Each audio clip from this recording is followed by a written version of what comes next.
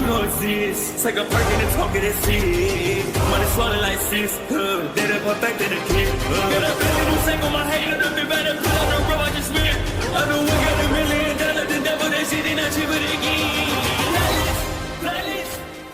Hello and welcome back, fellow anime lovers, to MangaMuse. I am delighted to have you join us once again in the world of fanfiction and fantasy. This is the fourth part of What If Deku Meets My Little Pony? Special note, this fanfic is written and a masterpiece of Demon Heart 12 on FANFICTIONnet. Do check and support the author too. Now smash the like, share and subscribe button for more. Also press the bell icon so that you never miss such great parts. Thanks for the introduction. Now let's dive into the world.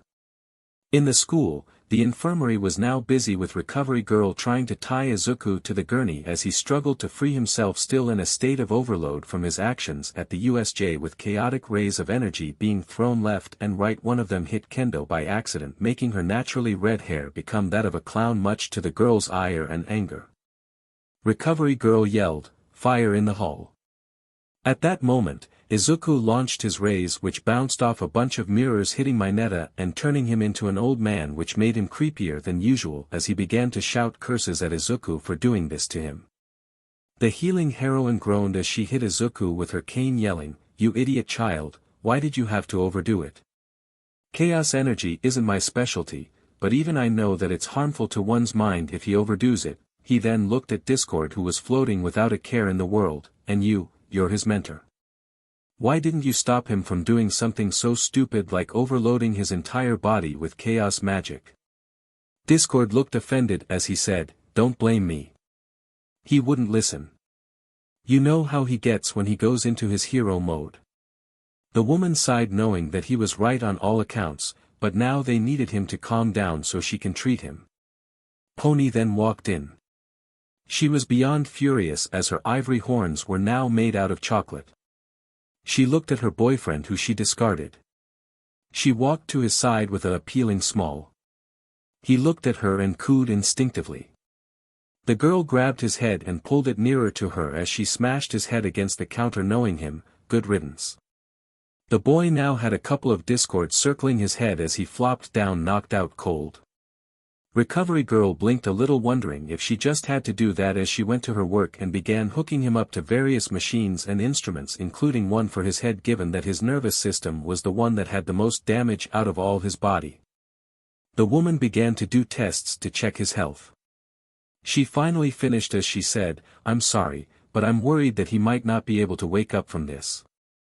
The state of damage that his mind suffered is too much. He might be hooked up to machines for the rest of his life, given how strong it is to give him a mercy kill." She finished as she looked at both Discord and Pony. Both Discord and Pony laughed at her as they kneeled to the ground, making her yell, "Take the situation more seriously. The boy isn't going to make it." She was silenced as they laughed even harder, with rivers of tears flowing from their eyes.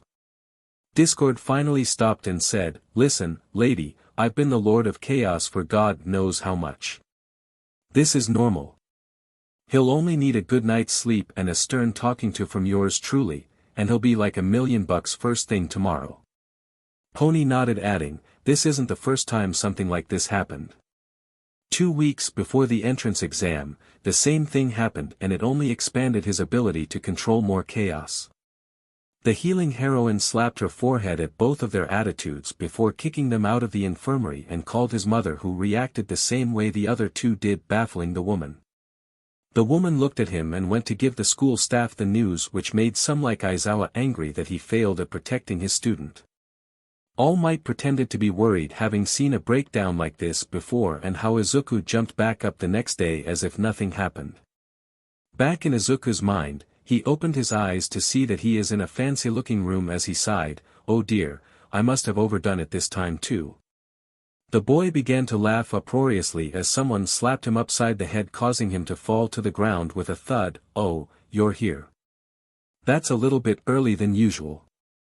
Discord looked at him with a very unamused look as he said, "What did we talk about last time you pulled SHT like this?" The boy chuckled awkwardly, remembering the previous lecture. Izuku innocently smiled, I don't recall. Can you please help me remember WH?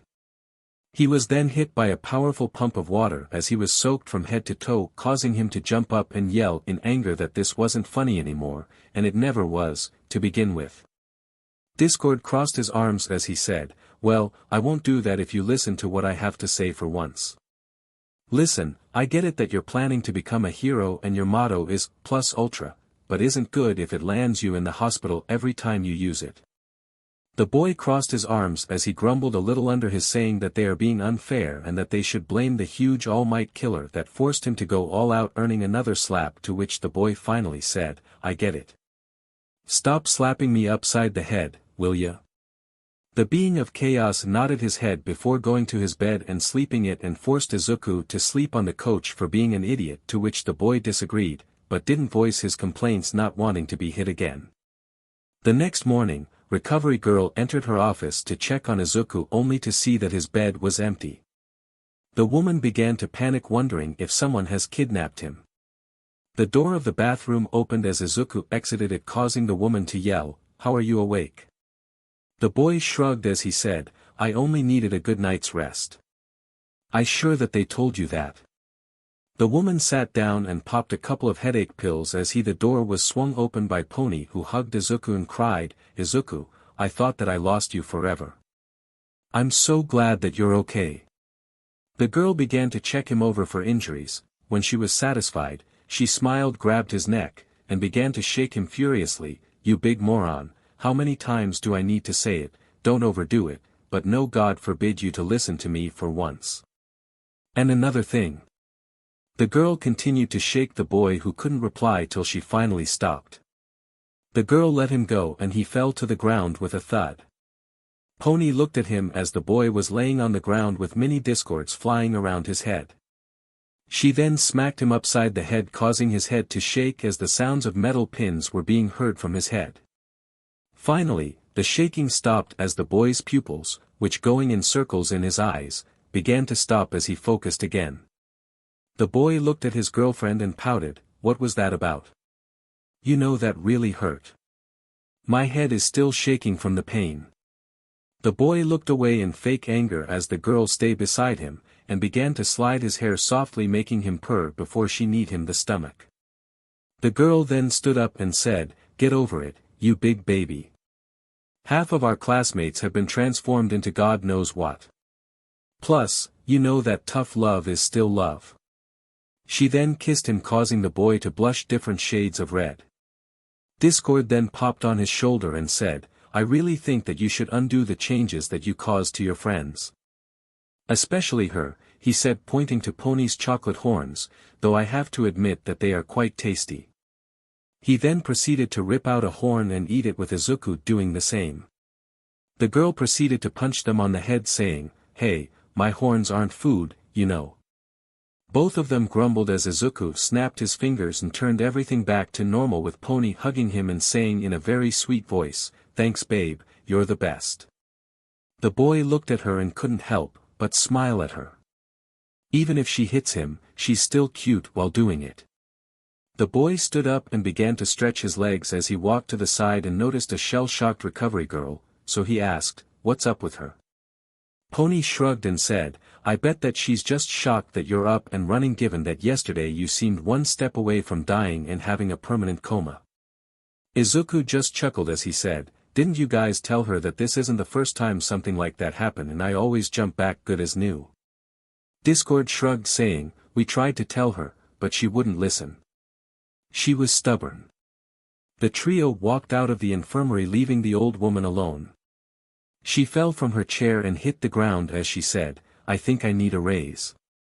She remembered Aizawa grumbling about problem children, and said, Now, I understand why he's always so grumpy. Problem children are really annoying. The woman then walked to Nizu's office to demand a raise as she saw a dejected Aizawa walking away.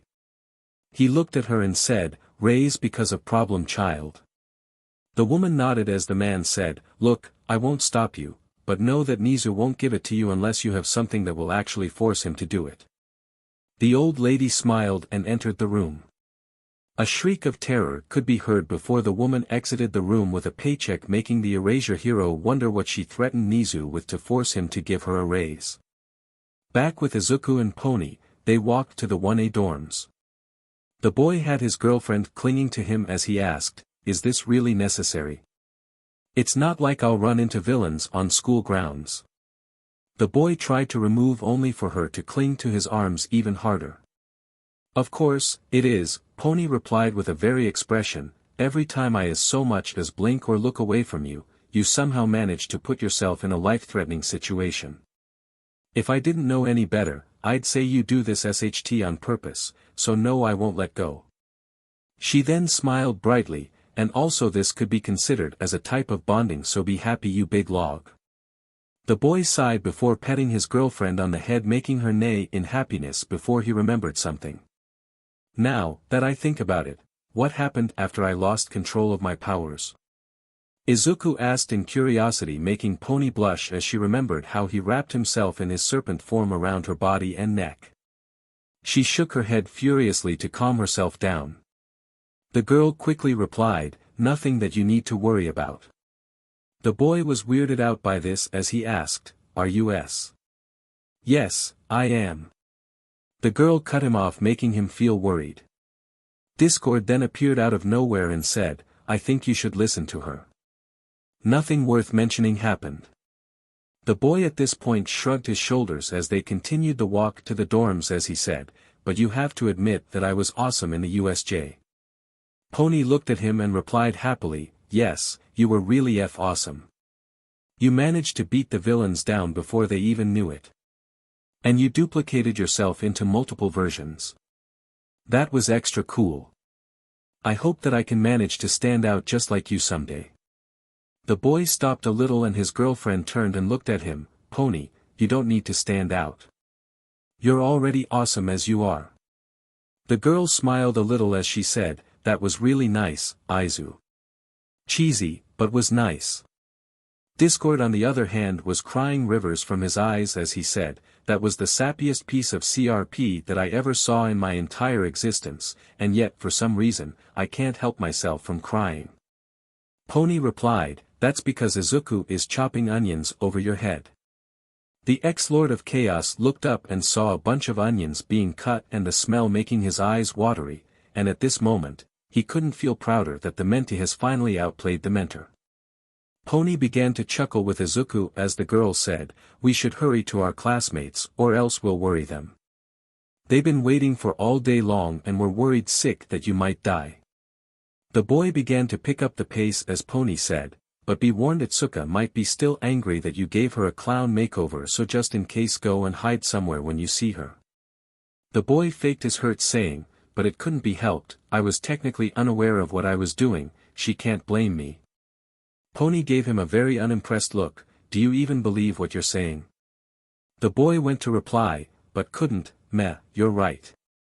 Aware or not, messing with her is fun, plus she's an awesome fuel for chaos. The woman can't take a hit and keep laying down. She always comes back and wants revenge for the prank I pulled on her." The boy laughed loudly. The girl only sighed as she shook her head with amusement, "I thought so." 5 minutes later, they were both at the door of 1A dorm. The boy looked at the girl and nodded. The girl knocked on the door. They waited for a moment before a depressed Ochako opened the door and said, "Hi, Pony. How can?" The moment she saw Izuku, she pounced on him with a happy expression. The girl bawled her eyes out, "Deku, thank God. You're all right. I really thought that we lost you for a moment back there." Everyone heard the commotion and came to the dorm's door wondering what was happening. Momo was the first as she yelled, "Uraraka, what's with the screaming?" When the girls saw Midoriya, she also began to cry as she too hugged the boy, making him and his girlfriend on the side fume with anger as she mentally said, "Happy thoughts. Happy thoughts. Happy thoughts." The girl finally reached her limit as she pushed them both away saying, "I think we should allow him to enter the dorms to relax a bit." Momo nodded her head as she grabbed both Izuku's and Pony's hands, dragging them inside saying, "Guys, Midoriya's back and he's okay." The common room was then flooded by students who were worried sick for their friends or who were there out of respect, such as Todoroki. Ito was the first one to talk to him. "Midoriya, my good friend. Nothing can express how much I am relieved to see you in such a good condition." The boy hugged him and patted his back awkwardly since he wasn't one for physical affection. Izuku smiled and chuckled, "Well, I can tell you that this wasn't my first time, and hopefully it would be the last time that something like this happens ever again." Izuku replied with a huge smile on his face as he wondered in his mind how many times will this happen again. He shrugged as he thought that only time and experience will tell. Discord then began to boo him in his head, reminding him that there shouldn't be a next time, but he was mostly ignored by the boy. Tsuyu came along and slapped him with her tongue. "That's for making us feel worried." The boy rubbed his cheek, wondering why girls had some kind of FTSH when it came to hitting him. She then hugged him, saying, "This was a thank you for saving us all." She walked for a bit before slapping him again and adding, "And that's for turning into a frog when you were inside your chaos-induced state." The boy blushed as he said, "Sorry that you had to wait for the morning to be turned back." Everyone in the room suddenly blushed, remembering how Tsuyu was turned back into herself. Tokoyami just chose to forget everything given how embarrassing it was. Well, on the bright side, his first embrace was for a heroic cause. Suddenly the doors of the dorms were blown open by the students of 1B, who ran and began to thank Izuku for saving their lives or just being there in general. When all the thanks and happiness were over, Kendo walked to Izuku with a vein throbbing on her forehead. "You made my hair into clown hair. Do you know that I have a new nickname going around UA? I'm now known as Kendo the Clown." The girl fumed as strangled the boy. Izuku tapped his hand on the ground and the girl relented for a moment. She looked at him and said, "I'll give you a chance to explain yourself." The boy thanked her for the generous offer. Izuku then said, "You can't blame me. I wasn't even in control of myself yesterday. Have some mercy in your heart." The boy looked at her with pure innocent eyes as she gave him a deadpan look that said, "I don't buy it for 1 second," but she faltered for a moment, which he used to run away from, and she began to give chase. The boy ran around the room as Setsuna said, "Well, look at that, Pony was right after all. Nothing seems to faze the strongest member of the green team." Everyone looked at her and said, "Green team?" The girl nodded her head happily. "Yeah, it's a team made up of all the greenies in both classes. We have meetings, parties, going to the parks, visiting the museum." She coughed in her fist as she said the last part silently, "and a lot of pagan worshipping for the greenie god. Still need a human sacrifice, but I think Izuku will work just fine given that he can just regenerate." What the girl didn't know was that Kyoka heard what she said and was planning on staying away from her as much as possible. In the meantime, Izuku was still running away from Kendo, who said, "Come on, stop running and handle your punishment like a man, you little coward." The boy quickly walked upside the wall and began to crawl to the ceiling as he looked down at Kendo and said, "I guess I can't have you come up here and fight me like a spider." The girl smirked, "No, I guess I could arrange that." She then put 2 of her fingers in her mouth and began to whistle. From the outside, voices of shuffling were heard as 2 dog-sized spiders were seen moving into 1A's dorms, causing a lot of heart attacks along the way. Kendo looked at her 2 spiders. "Could you 2 be sweet and nice and bring me that idiot from up there?" she asked, patting their heads to which to make sounds of appreciation before going to grab Izuku, who screamed in fear. The boy ran around and looked at the 2 spiders chasing him. "You traitors, remember I'm technically your father. I brought to this world and I can much as well take you from it." Kendo gasped, "I will not allow you to harm my babies in any form or shape, got it?" Izuku finally tripped, causing one of the huge spiders to catch him, and drag him down to Kendo, to which he said, "Peace." And he extended his hand. The girl looked at him skeptically as she said, "Fine." She grabbed his hand and began to shake it till she felt it going loose. She looked and saw Izuku running with the hand having a fuse at the handed as it reached its hand, causing her to say, "That son of." An explosion occurred and everyone looked at Kendo, who was now sporting clown makeup on her face with a red clown nose and finally clown rainbow hair. The girl looked at everyone who was struggling not to laugh so they won't be on the receiving end of her wrath. The girl took out a mirror and saw her face, which caused a couple of veins to pop on her forehead, and yell at her pet spiders, "Mike, Spike, sick him." The two spiders ran after him around the dorms in a comedic chase before Pony, having enough of this chase, tripped him. The boy yelled betrayal as the two spiders dragged toward Kendo, who gave him a harsh beat down, to which he only laughed as he made her punches feel like a punch of feathers. By the end of it, Kendo let Izuku go with a firm warning that if he retried any more SHT with her, there will be harsh consequences, which the bot disregarded, saying that she will not do anything to him since she's a big sister and big sisters are supposed to protect and adore their brothers. The girl grumbled and said that she will give him a timeout. They both then sat down and everyone looked at them as Kamakiri said, "Is your comedy program over, or do we have to wait some more?" He crossed his arms as he added, "Not that I mind.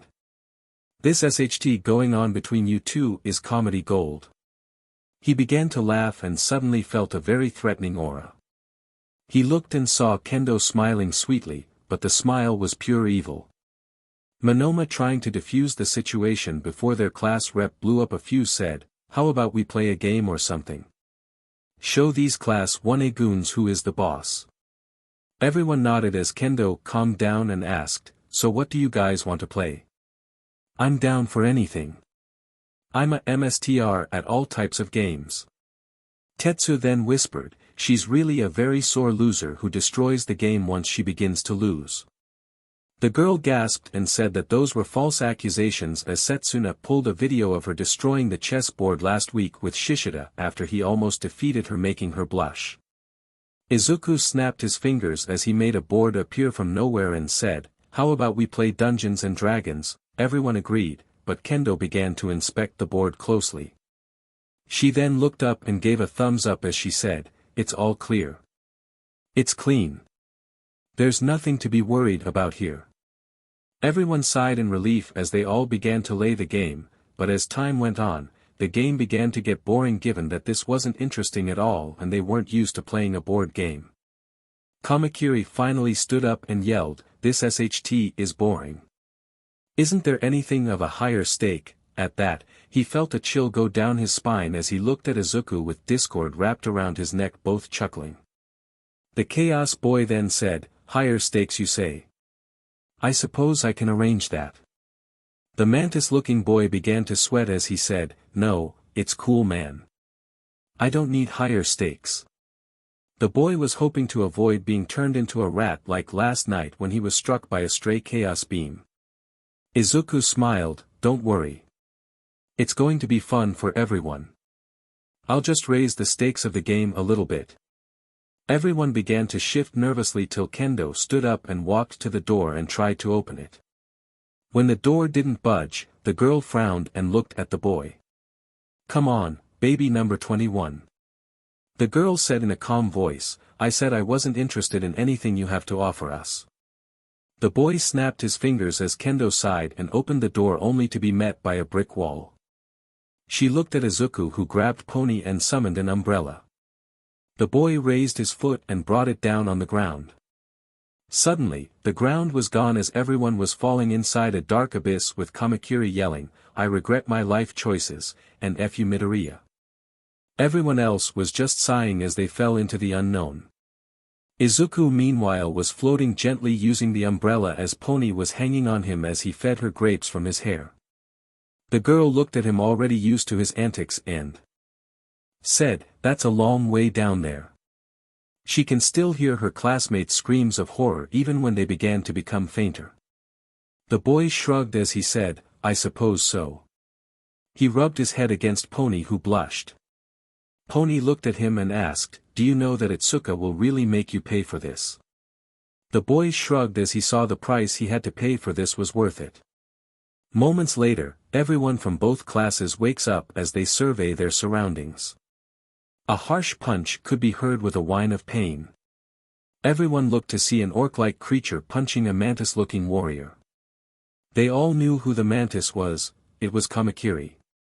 Reiko then said in a surprisingly hollow voice, "Stop hurting our friend, please." The orc looked familiar to her, but she couldn't just point where she saw it. The orc looked at her, and said in a feminine, "No, I'm going to beat the hell out of him for putting him in this situation." The orc then stopped and asked, "And why do you look all a ghost, Reiko?" The ghost girl was shocked, but asked, "Itsuka, is that you?" The girl nodded her head, but Reiko then said, "Best that you don't use a mirror because you're going to flip your lead." Kendo wondered why, looked into the water of the river beside them and saw that now she had 2 tusks going out of her mouth. Her entire body was muscular and she looked like an orc.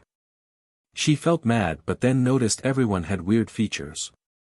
Ida was a knight, Ochako was a magician of some sort, Todoroki was a prince, Momo was a princess, Shishida was a werewolf, Reiko was a ghost, and Setsuna was a cave woman. She looked and saw up in the sky Izuku sitting on a cloud watching them all as she asked, "What are doing, Midoriya? Put us back." The boy waved his hand and says, "Hello there, adventurers." Everyone looked at him as Ibra as an angel said, "Midoriya, can you please turn us back?" She then grabbed her soft wings and put her face into them. Seeing how soft they were, she said, "I guess I can stay an angel for a little bit longer." She then fell asleep. Izuku coughed as he said, "As I was saying, I tonight have summoned you all to go on a quest of utmost importance. It is to save the fair Princess Pony from the clutches of the evil Dragon King." Everyone sighed as he added, "But fear not, I will accompany as commentary." He then clapped his hands and said, "Now, the faster you act the sooner you get out." Everyone sighed, but there was some compensation as they enjoyed the treat of seeing both Monoma and Mineta as trolls. They would always get hurt the most. It took 10 years to finally complete the quest, which was 10 hours in human time. Everyone was of course pissed off, but Izuku was just laughing as they chased him around the dorms. They were cut off by teachers coming and telling them to each go to his room since there was an inspection coming up. They were also told that they have the rest of the week off to come to terms with what happened at the USJ, which made them happy. The next week came by quickly as everyone was getting ready for their classes. Izuku woke up with a smile on his face seeing that nothing can ruin his mood. He walked down the dorms with a happy smile on his face. He entered the kitchen and snapped his fingers as he hummed a tone with food preparing itself for everyone in the class. The boy then tapped his chin as he said, "Something doesn't feel right." He then snapped his fingers once more as he put a live rooster in Kendo's bedroom and waited till he heard, "I'm gonna gut, you little bstrd." Momo walked into the kitchen as Izuku handed her 10 sandwiches. The girl thanked him as she inspected her food to make sure that there are no tricks in it. The last he handed Itsuka something, it had a miniature stink bomb that went off in her mouth. Let's just say, the poor girl had to use 10 tubes of toothpaste to get the smell away.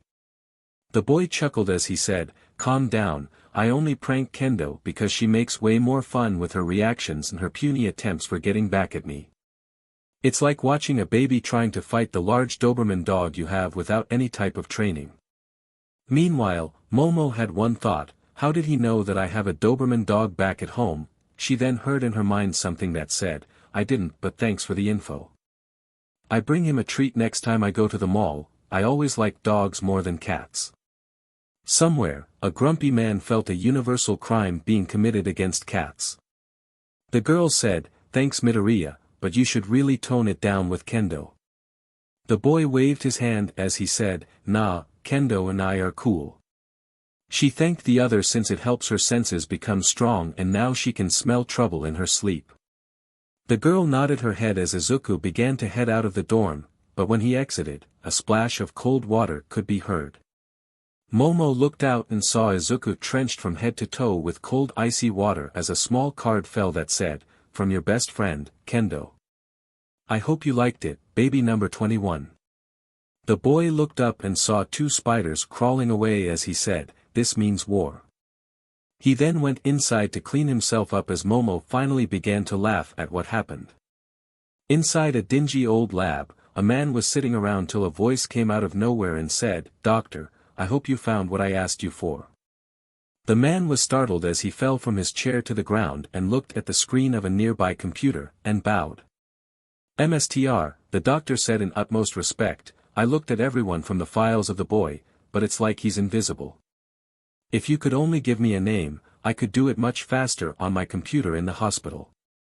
The man on the other side of the screen hummed a little as he looked at the names of the student, remembering the description that he asked Tamura to give of the student who managed to take out Nomu. The man-child back then said that the boy was green-haired with green eyes.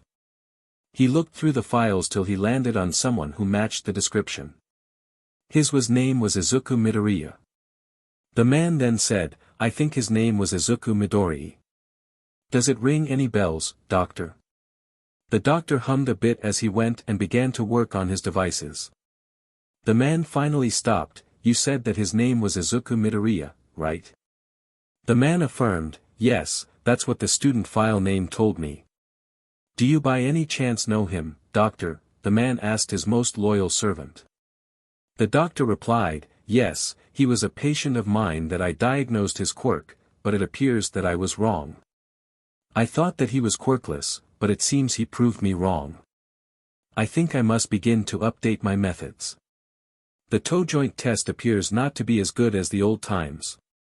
On the other side of the screen, the man sighed as he had always told his servant that this method was a waste of time and effort, but he never listened, seeing it as the most effective way to determine whether someone has a quirk or not. Well, better late than never, I suppose. The doctor then asked, this runt has a quirk. And I suppose that it's a strong one if you're interested in it, Mstr. The man began to search through the updated registers of the Quirk Foundation, but quickly hit a brick wall as the boy's quirk was considered highly confidential, so no one could access it except the highest level of authority. The man frowned and asked him, could you manage to find a way to open the files, good doctor? The mad genius smiled as he said, of course, I can't do all of this if I didn't have some hacking expertise in the first place. The man began to work quickly as the other screen went off. Young Midoriya, what kind of secrets do you have that Mstr has given you his attention?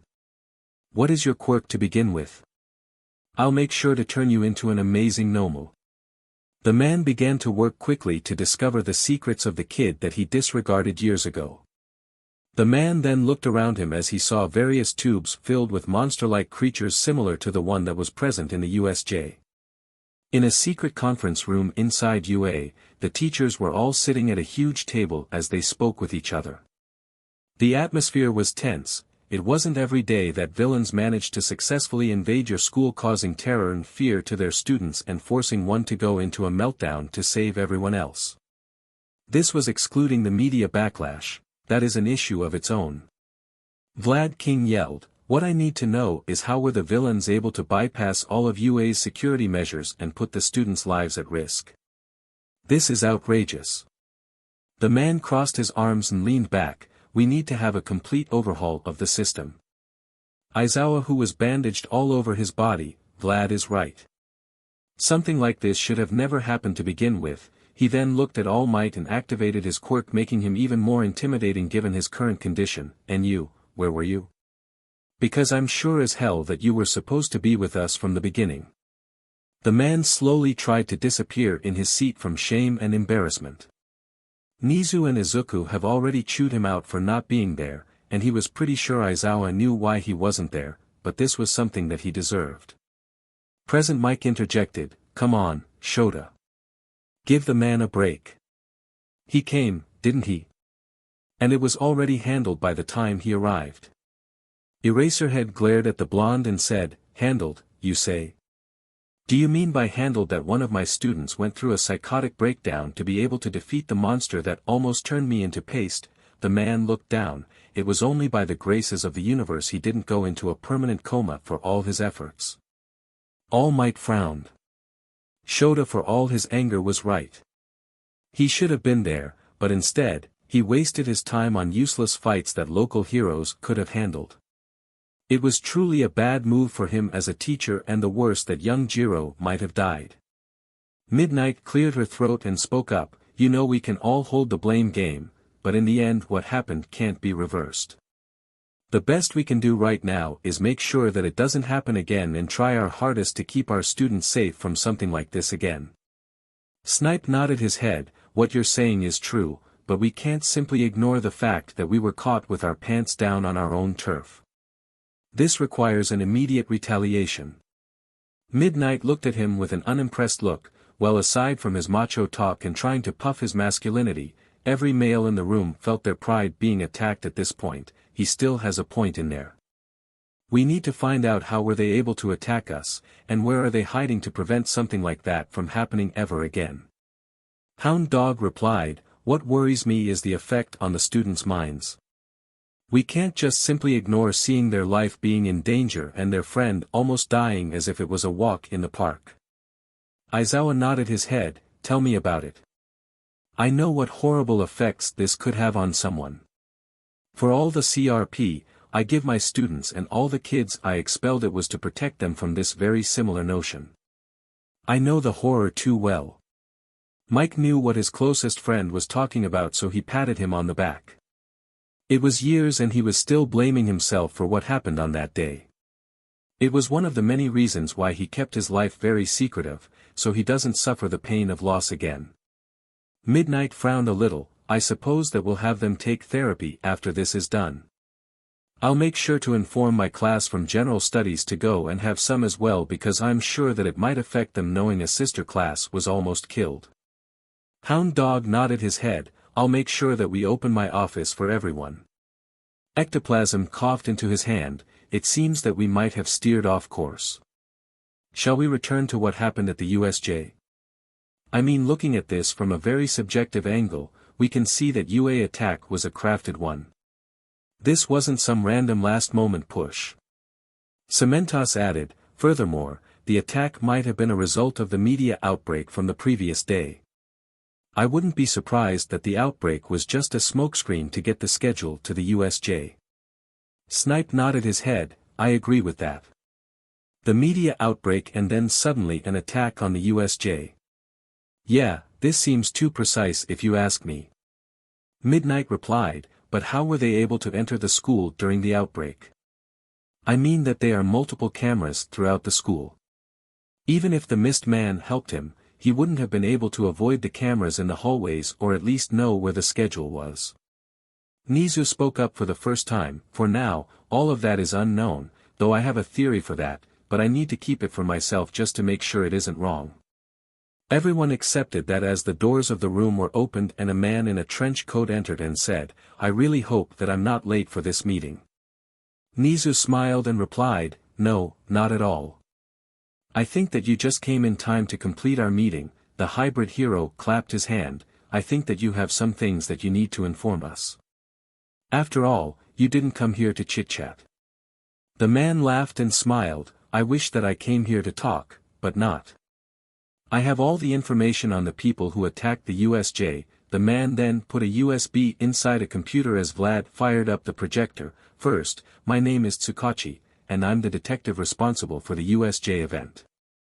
The man began to flick through photos. Each picture showed a person who was caught in the USJ attack. The men were rounded to be around 500 people from different backgrounds. Some were low crooks who heroes didn't care about, some were thieves, some were murderers, and many more. Snipe whistled. Well, that's enlightening and all, but how was this poesy able to be formed? I highly doubt that they came together through free will. Tsukachi replied, true, those people were gathered from different parts of the country and gathered being promised that they will be the foot soldiers to a new society where they won't be disenfranchised. The man finished the picture show. In other words, they were rounded by someone else.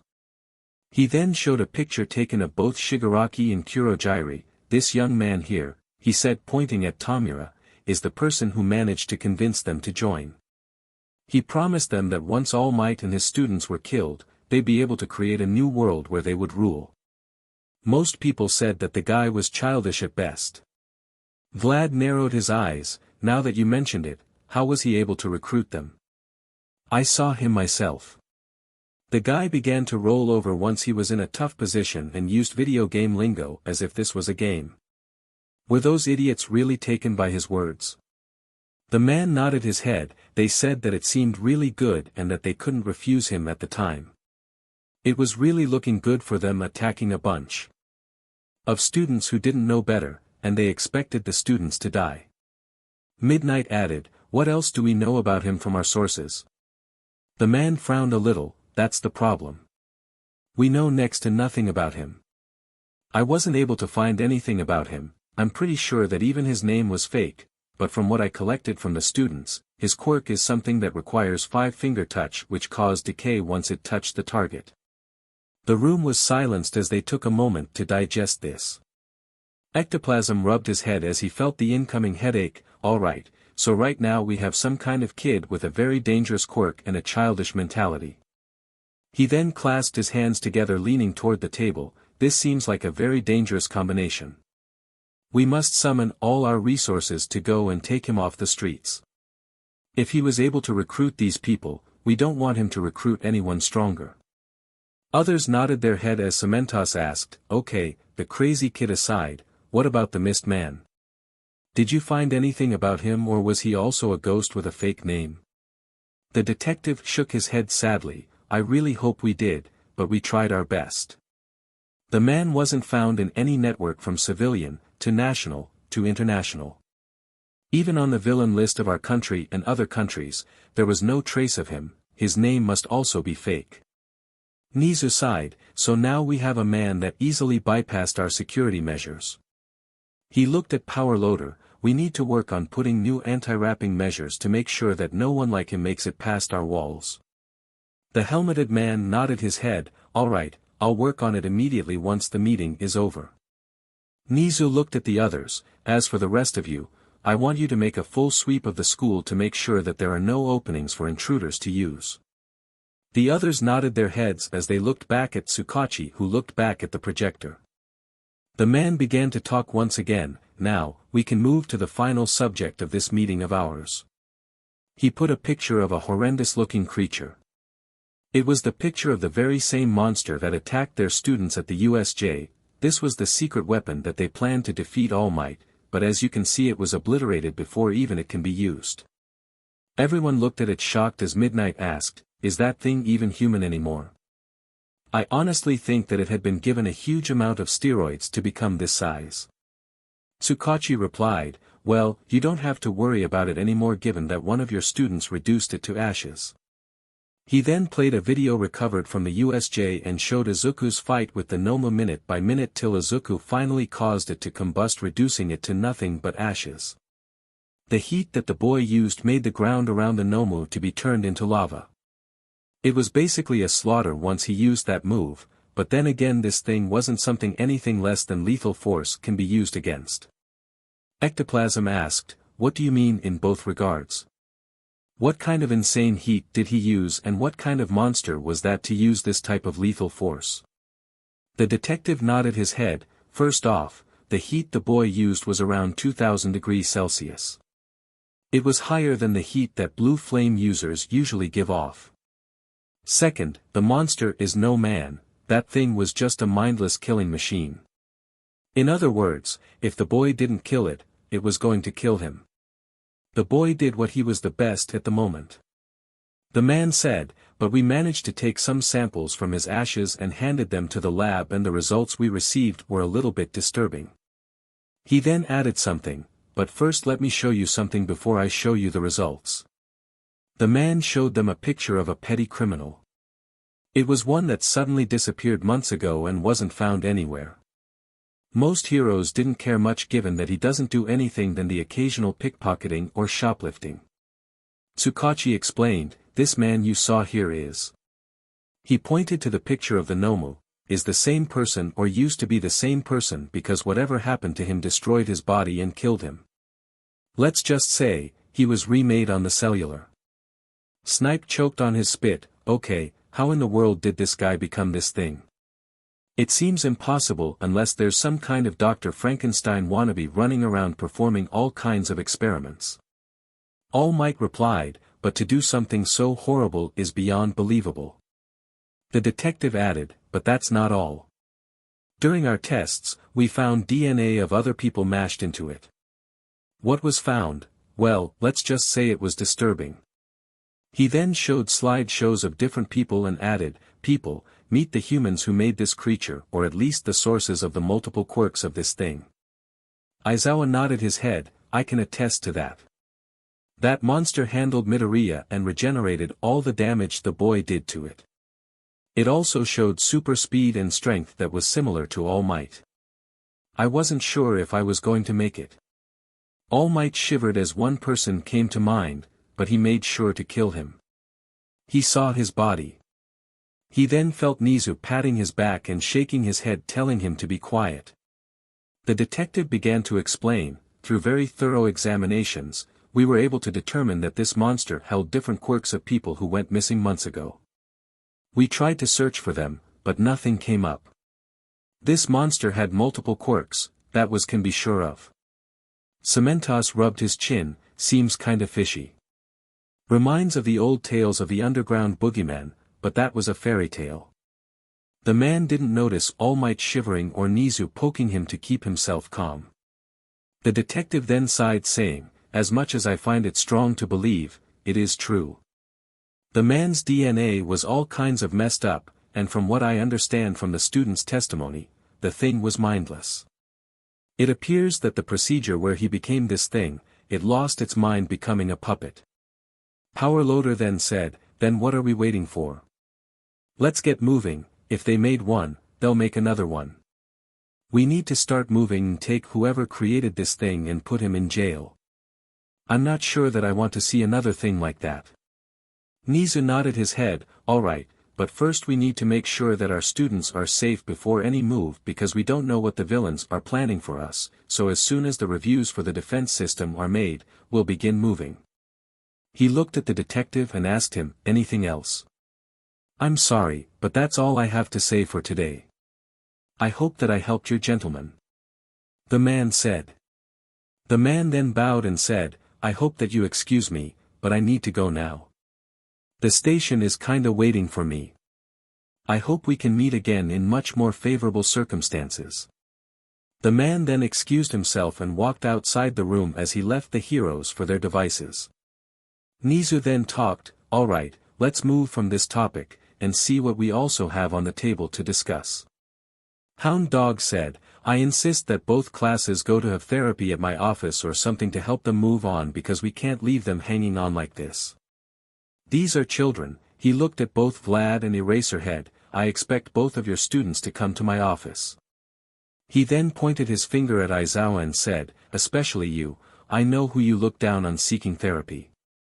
The man looked away. Huffing thinking that maybe he needs to change his methods. Nizu replied, alright, you already made your point clear a couple of minutes ago, but now we have something else on the table. Everyone looked at him, the sports festival. The entire room exploded in shock and gasps as they wondered where the principal was going. Midnight said, what sports festival? Are you seriously still thinking that we will allow you to continue after this? Nizu looked at her and said, it's not like I want it to happen, but the board of directors and for some reason the HPSC wanted the sports festival to happen saying that stopping it would make us look weak in front of the villains. Aizawa replied, absolutely not, I'm not going to throw my kids into the fray just to make the higher-ups look good. They want something to grab attention, let them make a parade. People worldwide love parades so let's just make that and can have the top 10 participating in it. Vlad nodded his head, he's right. We shouldn't throw our students into a public display of strength. I mean they just narrowly avoided death only to throw them the public and say, hey, look at our students and their abilities. Make sure to take notes isn't something that they need. Nizu shook his head and said, while I agree with the sentiment, you are both overlooking that the sports festival usually comes with important opportunities for students to show off their skills. This is a rare chance to be noticed by heroes. Midnight replied, but also attract villains' attention, we already have them attacked, no need for them to be exposed even more. Do you know the desperate attempts the media is trying to get an interview with one of our students? Nizu nodded his head, all genuine concerns, but this is also for the students to communicate with each other. It will make them come closer. Plus, the security will be puffed up to make sure that no ant makes it past our walls. The heroes looked at them till Present Mike spoke up, well, I'm cool with it, so let's get this ball rolling. Both Eraserhead and Midnight looked at him like he lost whatever he had of his mind as Shota said, are you seriously on board with this? I thought you of all people will be against it. The man shook his head. I won't say that I'm not against it, but the administration is right. If we bend down our knees, it will make the villains feel like they won the fight. And as Nizu said, this is an opportunity for the kids to make a name for themselves by going into internships.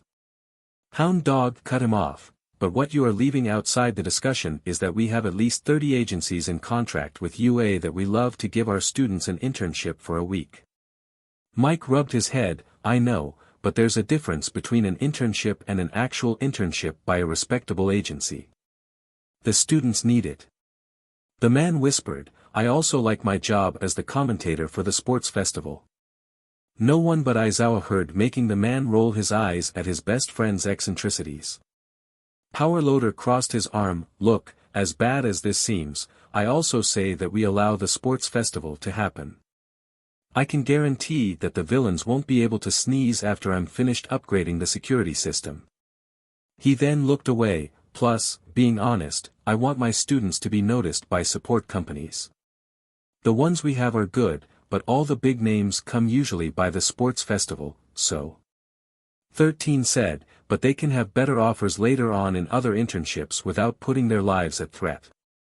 The hero was silent till now. Her injuries made it strong to speak, so she didn't do it. Much that is. This was one of those few moments that required her to give her opinion to the fullest. We can't use the argument that we are doing this for the students' benefit while also putting their lives at more risk than it already is.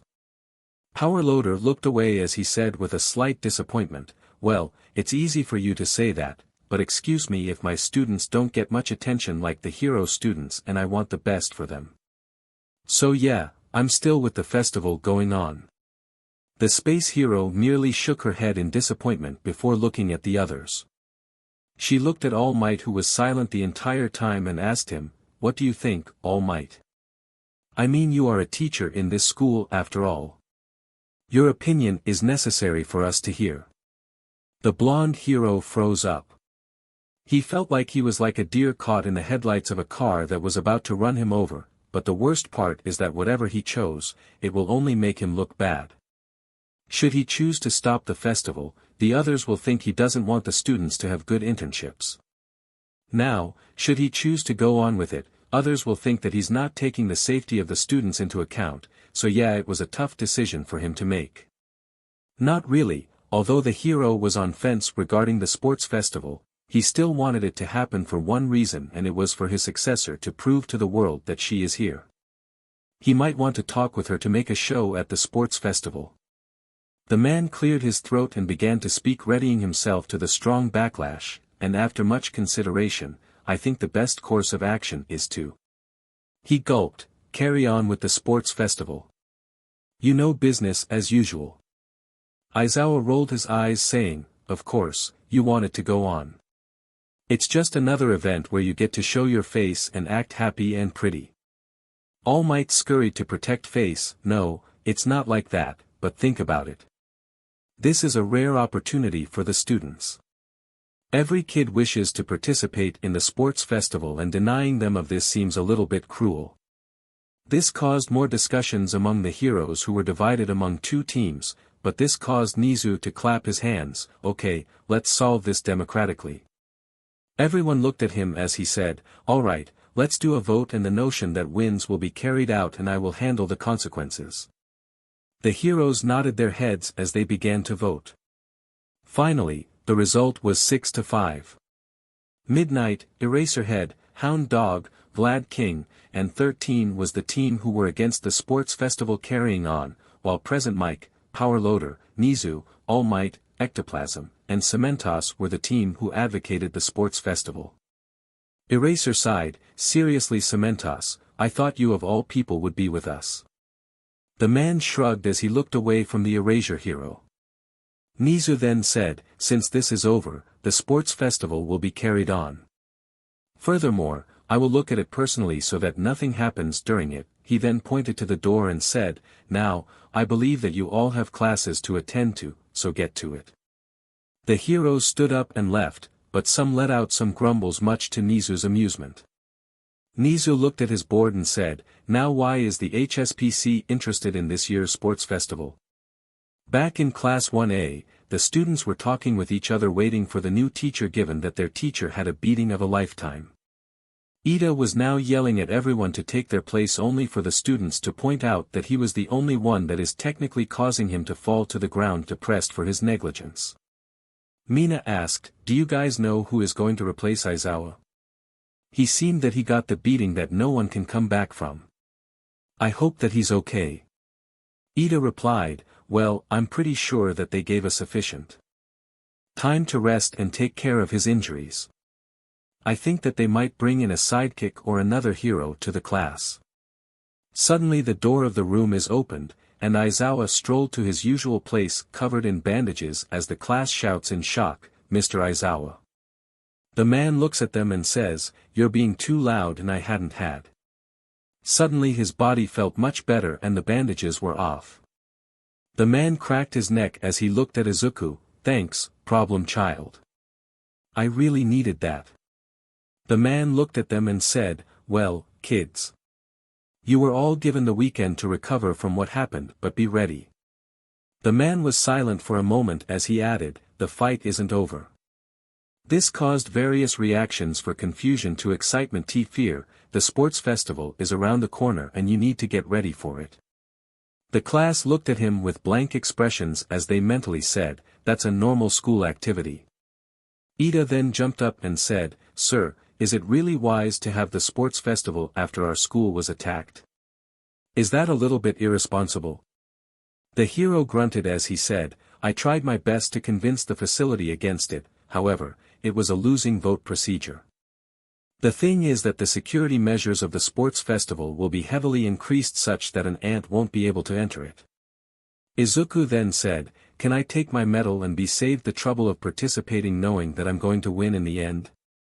Aizawa looked at him and wanted to tell him no, but stopped for a moment. He then took out his phone and texted someone. A bing was heard and Aizawa said, no, you can't. Nizu wanted me to make sure that you don't weasel your way out of it. Izuku sighed as he noticed everyone looking at him and asked them, what's wrong? Momo said, I think I speak for all of us when I say that you're severely underestimating us. I think we all have the same. Suddenly she felt a warm feeling in her body as she looked in a mirror gulping. Everything was the same except her face was now that of a boy, scratched that she is a boy. The previous girl said, I think that you proved your point. Please turn me back. The boy did it at once. Mineta asked, Aizawa-sensei, how can we stand out when Midoriya can literally do anything? I think the sports festival won't be good if one player is seriously OP and the others can touch him let alone harm him. The man grunted as his student was right. Midoriya for all purposes invincible which made him a problem child, so he said, Mineta, you're ignoring the fact that the sports festival is an opportunity to be noticed by everyone else. And I mean pro-heroes. Kyoka nodded her head, yeah, for the sports festival is a good way to be recognized by awesome heroes and become their sidekicks before you launch your own agency. She looked at Denki saying, but that won't happen to everyone, some will stay sidekicks like you Kaminari. The boy cringed as everyone laughed at him. The rest of the class was business as usual. It was now time for lunch as Kyoka, Ida, Izuku, Pony, and Ochako were walking together. Izuku was looking around making sure to keep his eyes open for Kendo. After the water bucket, he turned her into a mermaid inside her class at the same time he made Momo into a boy. Kyoka then looked at Izuku, yo greenhead, you never told me why did you become a hero? Izuku blinked as Discord spoke on his behalf, the boy has no evil bone in his body, so instead of using his awesome powers to cause chaos and have fun with it, the boy frowned, but nodded his head nonetheless. Kyoka asked him, well, what do you call the horror he puts poor Kendo through? Both shrugged as Izuku summoned a sign that said, business as usual. Pony then said, I wanted to be a hero to make my mommy proud, and also I want to help people as much as I can because it's nice to help others. The others were taken aback by the amount of sunshine energy emitted by her. Ida said, I wanted to be a hero since it was in my family's legacy from father to son. Jiro said, well, for me, I wanted to make people happy, but I always liked music, so for the longest time I had no idea what to choose, but someone told me that I should find a way to mix my passions together, so here I am. Everyone looked at Ochako, who blushed under the attention. Well, mine isn't as wholesome as the rest of you. The girl looked away, twiddling her fingers. I did it for the money. Everyone was shocked that someone as wholesome as her was only interested in money, but she explained further that it was mostly for her parents to help them. She told how she felt guilty about it, but they told her that it was okay. Izuku then asked her, hey, Uraraka, how about I help you by making your parents' company have more customers? I'm sure that it will be good for everyone. The girl looked at him with a happy expression. It would be everything she ever wanted, but it wouldn't be through her own strong work, so she shook her head. No, thanks. I want it to be through my own strong work. The boy smiled, giving a thumbs up as he sent a random hero and a villain to the countryside. Their fight caused huge damage, but one company will have a huge boon out of it in the long run. Suddenly, a loud voice came through the hallways as All Might was there and pointed a finger at Jiro, saying, young Jiro is here. The young girl quirked an eyebrow at him as he carried on. Wanna have lunch with me? He said, holding a small bento box. The girl lifted her hand and said, no, thanks. Call me when it's important. The man quickly shook his head and said, wait, young Jiro. I needed to talk about something. The girl nodded as she went with him, while the others went to the cafeteria. The man and the girl entered a conference room. The man deflated, handing her a small bento, and said, thank you for coming here, young Jiro. He then coughed, I'm sorry if I acted a little weird back in the hall, but I wanted to talk about the sports festival. The girl said, no problem, but what is the thing about the sports festival that you wanted to talk with me about? I mean, it must be important to do such a weird stunt. The man was depressed as he mentally said, this girl is so blunt. Well, I know that she will always be honest with me whatever the situation is. The man then said, no need to fear anything, but I wanted to talk about your performance at the sports festival. Nothing really serious or that you need to worry about. I can assure you that. The girl eyed him wearily and finally said, I honestly want to hear what you have to say. The man smiled, all right, let's begin. First off, I want you to send my thanks to Midoriya for dealing with the Nomu, because I'm sure my time would have gone down a good chuck had I fought it. The girl replied, yeah, that would have caused a huge pain in the butt if your time went down the drain, but the green bean saved your butt. The man chuckled at the girl's behavior and said, now regarding the sports festival, I only ask you to show the world that you are here. You know, leave your mark on the sports festival. The girl put her chin on her hand, I don't what you are getting at. The man explained, you know what I mean, young Jiro. As the future symbol of peace, I meant in the sports festival to show the world your abilities. Make the villains fear you even through the screens. Give the people a good show of power. The girl smiled at him, but her earphone jack attacked him in the ear as she activated its vibrations, saying, I won't be some kind of circus freak just to make you feel better about yourself. The man pouted as he rubbed his ear, you know that you could have just refused this. No need for such violence. The girl chuckled a little as she leaned in her chair, saying, sorry, but that isn't my style. She then cleared her throat, saying, but in all honesty, I'll try my best. I can't promise you first place, but I can promise to push myself to the limits. The man smiled, saying, that's all I ask for. The girl then stood up and left to go to her friends. When she was walking to the cafeteria, she coughed into her sleeve and saw BLD. What is going on with me lately? She said, looking at a couple of cracks in the palm of her hands. After lunch was over, the students went back to their classes. At the end of the day, the students of 1A went to pack their stuff and head home, but found that the door was blocked by a group of students. Bakugou walked up to them and said, move out of the way, extras. This opened a huge can of beans as students began to complain, thinking that Class 1A was full of jerks for surviving a villain attack. One of them being a purple-haired kid walked up to the class and declared war. However, during that chaos, Izuku was simply talking with Pony, who he saw standing among the students waving at him. Both of them ignored the purple-headed boy who was enraged and walked away fuming. Izuku then went to the principal's office and said, "Sir, I need permission to use my powers outside of school." Aizawa, who was there, was about to say no when Nizu handed Izuku a paper granting that permission. The nighttime hero sighed, "What are you planning to do, problem child?" The boy shrugged, "Nothing much. Just helping the less fortunate. You now giving bald people hair, making the blind see, fixing all kinds of trouble." The man sighed once more, "Just make sure that you don't form a religious cult about yourself." The boy nodded and went on his merry way. He looked at the rat god and sighed a third time, "I don't get paid enough for this SHT. Izuku was walking toward the dorms after a day of helping people. Pony was walking beside him with a dazed expression on her face.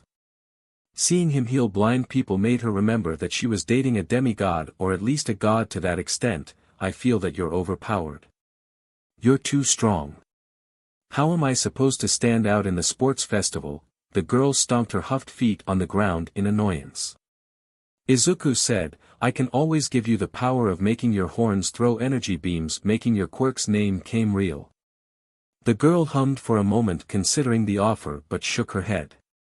If she was going to make it big, she was going to make it big on her own terms. Izuku shrugged his shoulders as he walked to the front of her dorms. The boy knocked on the door for a fraction of a second before it was flung open and a green vine missile tackled him to the ground. The boy looked at Ibra, who was looking at him with a happy expression. He then saw Kendo, who was rubbing her forehead and running a hand through her neck, saying that she was going to kill him. The boy asked the vine-haired girl, "Shiozaki, what do you think you're doing?" The girl said with happiness, "My lord, I saw your miracles on the TV and social media. Can you perhaps bless this lamb?" Discord manifested and looked at Izuku with a puzzled expression. Izuku was not better off, as he was sure that he made sure that no one saw him. Izuku then asked, "Sure, but before I bless you, can you tell me how did you find out?" Ibra nodded. "A good friend of mine that works at the missionary in Japan was at the place where you visited and took a video of you healing unfortunate people and followed around where you did those other various miracles." She then made puppy eyes. "So about those blessings?" The boy smiled at her and snapped his fingers. "I will give you my blessings. I also made an angel for a day." The girl felt her wings flutter and hugged him, thanking him as she flew to her room with various girls running behind her. Izuku meanwhile was stunned that someone tailed him for so long without him feeling. That's definitely not creepy or weird at all. That's just plain terrifying. Discord then said, "I think we should seriously hide for a couple of days or might have creepy cultists following us around." The religious girl looked like she was about to ask you to procreate with her. Pony smacked Izuku on the back of the head, "Stop thinking like that. Ibra isn't like this. But yeah, what happened is a bit creepy. I'm checking the news to make sure that there are no cults made for you." Kendo then came forward and grabbed him. She said in a calm voice that sent chills down his spine, "You are dead." Izuku shook his head, "Wait, I didn't have anything to do with this remotely. I really didn't know that someone was following me around." He then hugged her, "If anything, I might need your protection or they might kidnap me to worship me." The girl sighed as she put him down. "Look, just try to get the ridiculous idea that you are God out of her head before she goes crazier than she is at the moment." The boy nodded his head and ran toward his dorms to hide. The boy turned into a shadow and merged with the darkness as Shurhai said, "Hey, that's my thing. Stop stealing our stuff, man. I'm the only one supposed to be one with the darkness." It took 5 minutes to reach the dorms, and he knocked on the door. "Open up, I'm in danger. Religious zealots might come after me. Please save me, guys." The door opened as Momo dragged him in. "Are you kidding me? Religious zealots, you say? You should talk about the entire world. What were you thinking, Izuku? The entire earth knows about you. We're talking about nations discussing you. The boy jumped to the news. The boy looked and he saw nothing out of the ordinary. He turned and saw the others laughing at him with Momo saying, "The look on your face was priceless. I never saw so much horror in one person. And I mean I saw Kaminari's face during the USJ." The boy pouted as Discord appeared beside Momo and high-fived her, making the boy shout in anger, "Traitor!" Everyone then laughed as Momo then spoke seriously, "But in all honesty, you did make a splash on media, or more specifically religious media. I mean many people are thinking that you came here to save humanity. I'll begin barricading the dorms to prevent any attempts of entry in the case of some dumb luck that managed to bypass the gates." The boy rubbed the back of his sheepishly as something wrapped around him. He turned to see Aizawa with a pissed-off look as he said, "Tell me, what is the one thing that I asked you not to do?" The boy rubbed his chin, "Not to make any type of religious cults that revolve around me." "And then what did you go and do?" The boy chuckled a little, "I went and made a religious cult, but in my defense, I had no knowledge of them. You have to believe that I'm innocent." The man let him go and said, "DMN you problem child, you're truly going to be the biggest problem child that I'm going to encounter." He walked away. "I'll see what Nizu can do about this. And then I'll personally hunt down who did this." The boy sighed before standing up and moving to the room, but he saw Mineta tied up with Ciro's tape, so he asked, "Why is he tied up?" Ciro replied, "Well, a couple of girls asked to, well, you get the idea. He got pissed off that you have girls wanting to have babies with you and not him, so we had to calm him down." Alright, the boy then went to his room with Ciro following him, leaving the grape boy tied up. The boy spent the rest of his night tied up and was forgotten about till Momo hesitantly released him. For the next week before the sports festival, everyone trained strong to make sure that they present their best. Izuku trained in a bunker since the school had many people trying to break into it to get his blessings. During this time, Izuku was able to convince Ibra that he wasn't a god or anything like that, but the girl said she was watching him. Pony was not happy, to say the least, after she heard that. Now everyone was resting inside the waiting room in the stadium of the sports festival. They were all chatting with each other as Mina yelled, "That's not so fair. Why can't I wear my hero costume?" Ojiro explained, "Well, I think that they did this to make it fair for the other students in the different courses. I mean, it isn't fair that we get to have our costumes while they don't." The girl calmed down, but she puffed her cheeks. "Still, I wish that they let us wear them. It would be so cool, but I guess that I have to accept this." She tapped her foot in annoyance. Momo then said, "Come on Ashido. Don't forget the big picture here. We're at the sports festival, cheer up." The pink girl sighed before smiling. Izuku meanwhile was sitting with Ochako with a frown on his face as the girl asked him, "What's wrong, Deku?" "I mean that you should be happy like me." The girl was happy because her family got a big deal that might help them bury their bad financial situation. The boy said, "I miss Pony. Why did Aizawa prevent from seeing her before the sports festival? I need to wish her good luck." "Deku, I'm sure that Pony doesn't want to see you since she is still pissed about the whole Ibra thing." The girl remembered how Pony kicked him in the head when Ibra said that she will be watching him. Izuku shivered. His girlfriend is terrifying. "I know, but she should have got over it already. And it's not like I had a religious cult on purpose." The girl merely nodded her head, not sure what to say. The boy was knocked out of his thoughts when Todoroki walked up to him and said, "Midoriya." Izuku looked at the boy and asked, "What do you want, Todoroki?" "I'm kinda talking with someone." The boy blinked a little. "I'm sorry, but I won't take more than a minute of your time." He then cleared his throat. "It is clear by simply looking at you that you are." Izuku summoned a cup of soda and began to drink from it. "The strongest student in this class, but I'm going to beat you with my mother's ice."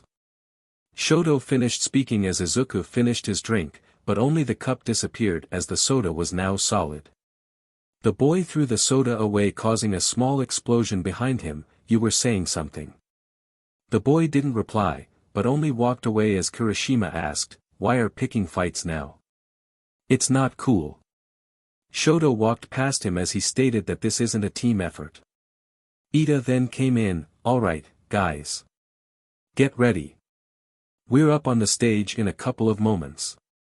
Everyone then stood up and headed outside to begin the sports festival. In the stadium, the booths were filled with people excited to be at the sports festival. Present Mike came to the announcer booth and began talking, well, sports fans. I'm your lovely commentator for the day, Present Mike the voice hero. And sitting beside me is my co-host, everyone's favorite grumpy cat-loving underground hero, Eraserhead. Mike looked at the man, anything you have to say to the masses, Eraserhead. The underground hero replied, yes, someone please cave from here. I want to go home and sleep. I don't know what he wants from me. What crime did I commit in my previous life to deserve this? Mike smiled, I love you too, man. Now let's get back to the main objective at hand, the classes that will participate in the sports festival. First, off the bat, we have one of the two hero classes that faced the villains back in the USJ, Class 1A. The hero students of Class 1A walked out of the tunnel with both Momo and Ida leading them. Discord was wrapped around Izuku's neck as he pointed at something, take a look at that. I think your fans are here. Try not to let them near to you. The boy looked and saw a bunch of signs with his name on them, so he quickly went and hid beside Ochako, who blushed heavily. Deku, what's the problem? The boy quivered, the religious cult. They are here. Protect me from them, Uraraka. The girl simply nodded her head as she felt killer intent coming from the booths. Ida then said, I think we should alert the security. Midoriya's safety is on the line here. The boy then shivered a lot, plus they're scaring me so much. It's like that can see through my soul. Bakugou just yelled, shut it, you crazy extra. Don't tell me that you're afraid of a bunch of crazy fanatics. We're hero course students, for crying out loud, plus the nerd's girl will scare them when she comes out. She'll leave her scent on him or something to make them back off. Izuku frowned, Bakugou, pony isn't an animal to that about. The boy then yelled, zip it, nerd. Just watch and see what's going to happen once the horse girl comes outside. Everyone went quiet as the mixed voice came again. Mike shouted through the speakers, now, we have the second class that stood their ground strong against the villains in the USJ, please show Class 1B some love. Class 1B walked out with Kendo leading them and everyone else carrying their A-game face. Kendo looked at the booth that was supposed to be their place and saw her pet spiders holding, you can do it, mom, signs causing her to blush a little. Pony looked around in excitement till her eyes narrowed on the fangirls, causing a vein to throb on her forehead. She then walked to Izuku, grabbed him and rubbed her face against his, causing a nuclear blush to appear on his face as the jumbo screen pointed to them as Mike said, well look at that, the couple of the hero course are showing affection to each other. Is it a good luck charm? The horse girl yelled, no, I'm marking my territory. Izuku's mine and mine alone. The entire stadium went quiet and a pin drop could be heard as they processed Pony's bold declaration. Izuku swore that he heard a blonde woman yelling through the stadium, that's my girl. He gulped as everyone looked at them, but Present Mike managed to salvage the situation. What a strong declaration of love from Pony. Am I right, people? The voice hero then coughed, alright now people, let's get this show back on the road, and ride this horsey to the sunset. Coming up next is the class that works just as a shard of the hero course. The course gives us our lawyers, doctors, engineers, and many more. It is the general study course consisting of 1C, 1D, and 1E. The general course students came out with scowls on their faces. They were glaring daggers at the hero course students. The hero course students a couple shivered under the locks. They felt if looks can kill, they'd be dead by now. Mike, sensing the tension, quickly carried on introducing the classes. If this tension carries on, I feel the general study students will jump on the kids and beat them senseless. Alright, now we have the backbone of the hero industry, no hero can be complete without them. They are the Oompa Loompa of the hero industry. Please give a huge shout out for the support course. Classes 1F, 1G, and 1H. The support class students came out of the tunnel. They were all tinkering with their inventions, but one girl, in particular, was smiling like a mad woman. She had pink dreadlocks and was wearing steampunk goggles. Everyone will now see my super cute babies. She looked at Izuku and frowned. She remembered when he came to the support lab and rejected her equipment. The boy in question looked at her and rolled his eyes. This girl was going to be his own undoing. She was still angry that Izuku didn't want her gadgets. He told her that he didn't need them since his quote-unquote quirk didn't support items, but she was too clingy. I suppose that I will bribe her with some money later on, or some rare metals for her work. Mike then went on to finish off his presentation. Now, we have the people who make money flow into our country. Without them, no hero agency won't float since it will go bankrupt faster than they can find a villain. It's the business course of UA. Give it up for classes 1I, 1J, and 1K. The business courses, unlike everyone else, seemed uninterested in the entire event. They, however, seemed interested in the hero course students, especially one green-haired chaos-loving boy. They were practically ogling him as they thought of ways to make a quick buck out of him in merchandise. Izuku leaned toward Pony and said, "Is that how you girls feel when guys in the subway whistled at you?" The girl hummed for a moment before nodding. The boy hugged himself as he said, "I feel a little bit violated. Is there a way to stop them?" Discord then spoke up, "Shut up, you big baby. You're already a world star. You need to learn how to deal with the masses." Izuku could only nod his head, so he won't get scolded anymore. Mike then said, "And finally, the last announcement for the day is telling you, our lovely views, who will be chaperoning the entire event." A appealing lady then walked onto the stage and she winked at the people causing multiple heart attacks. It's none other than the R-rated hero, Midnight, and assisting her is our own Cementos.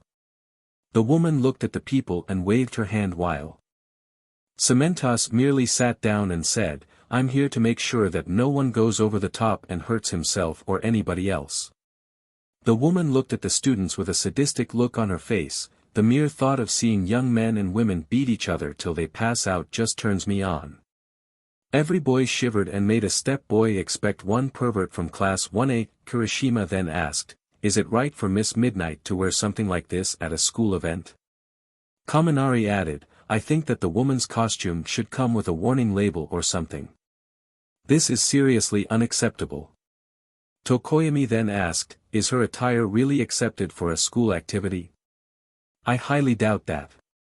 Mineta only gave a thumbs up with a goofy-looking grin on his face. The heroine then threw her WHP down, causing a crackle, silencing everyone. "All right, be quiet. Now before we begin our event, we need to have our school's representative for this year to go and give a speech." The jumbo screen then showed a face. "Izukumidoriya, please come up and give one." The boy's face was the dictionary meaning of absolutely shocked. Seriously, you could look it up and his face would be right there, no need for an explanation. Eraserhead then said, "It would appear that I forgot to tell him that he needed to prepare a speech." Although he couldn't see it, he could feel the smirk on his teacher's mouth.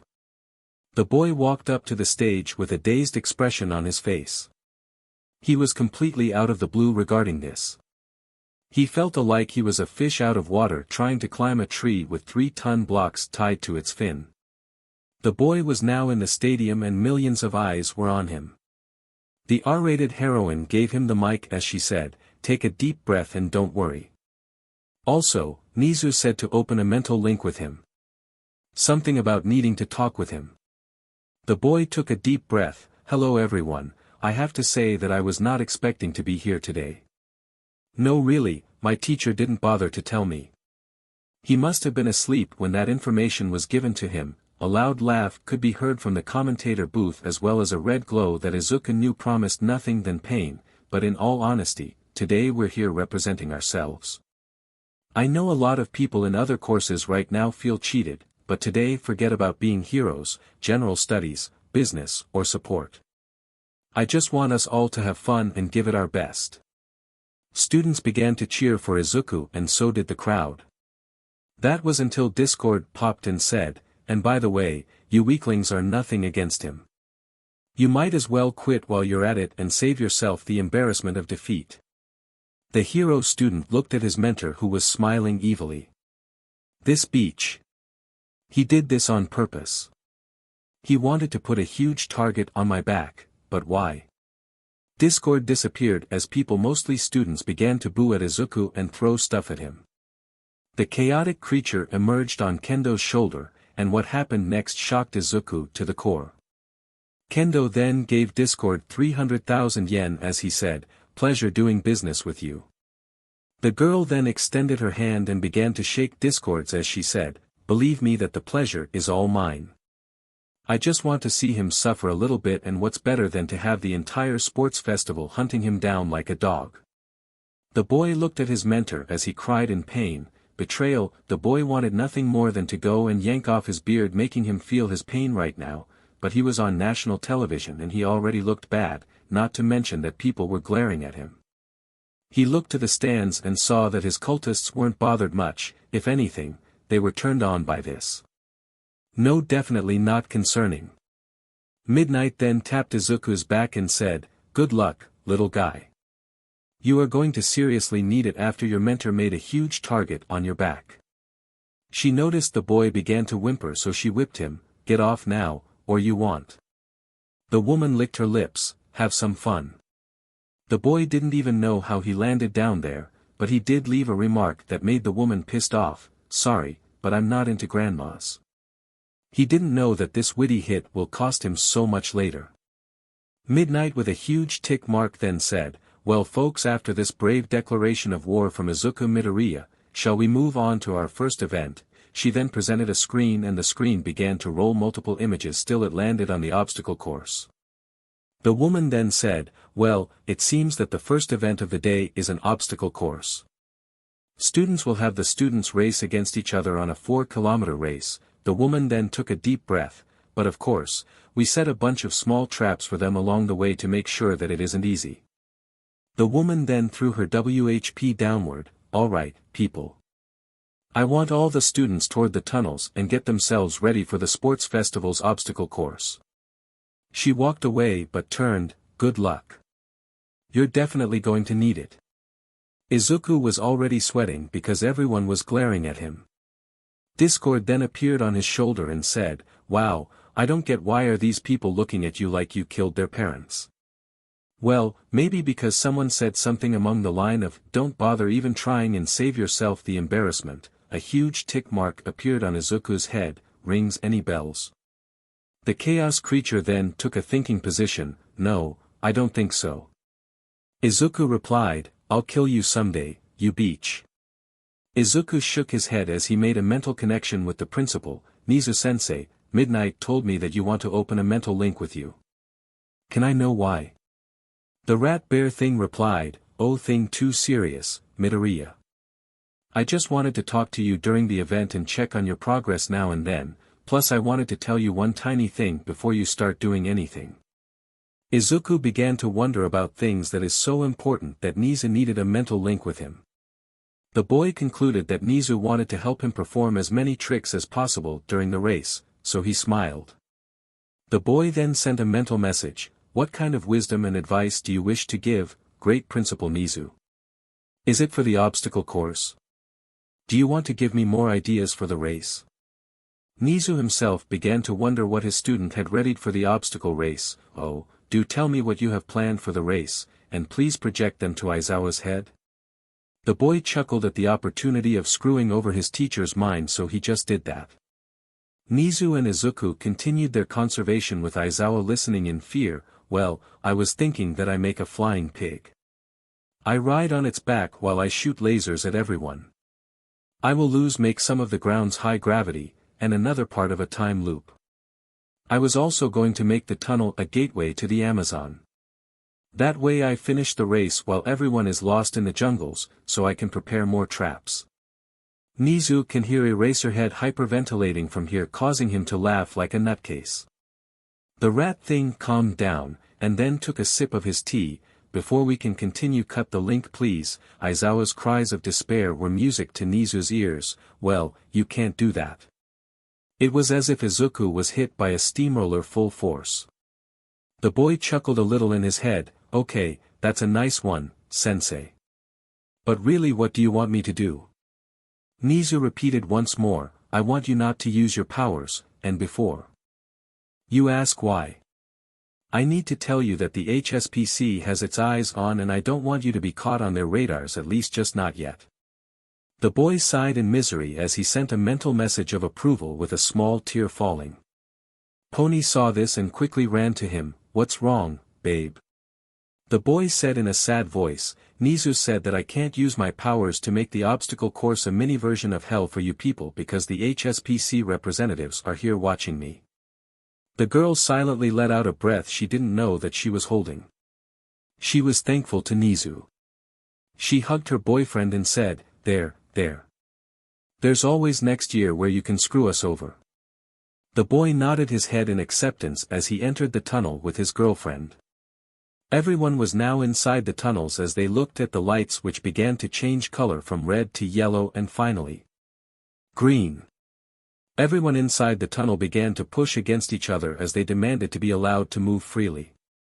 Suddenly a chill went through their spine as Shoto went forward and made a huge wall of ice blocking the entrance. The boy then said, have a fun time passing this. He then looked forward and thought, I should keep moving. Midoriya might have already managed to free himself by now, so The boy felt a tap on his shoulder. He looked around to see Izuku smiling at him. I guess that ice wall wasn't much after all, and I'm not the only one who wants to give a thank you. The boy looked back and saw many people have freed themselves, including Bakugou, who was soaring like the sky like a gremlin who was jacked on energy drinks and was given explosives. Deku, half and half BSTRD, don't you dare go in front of me.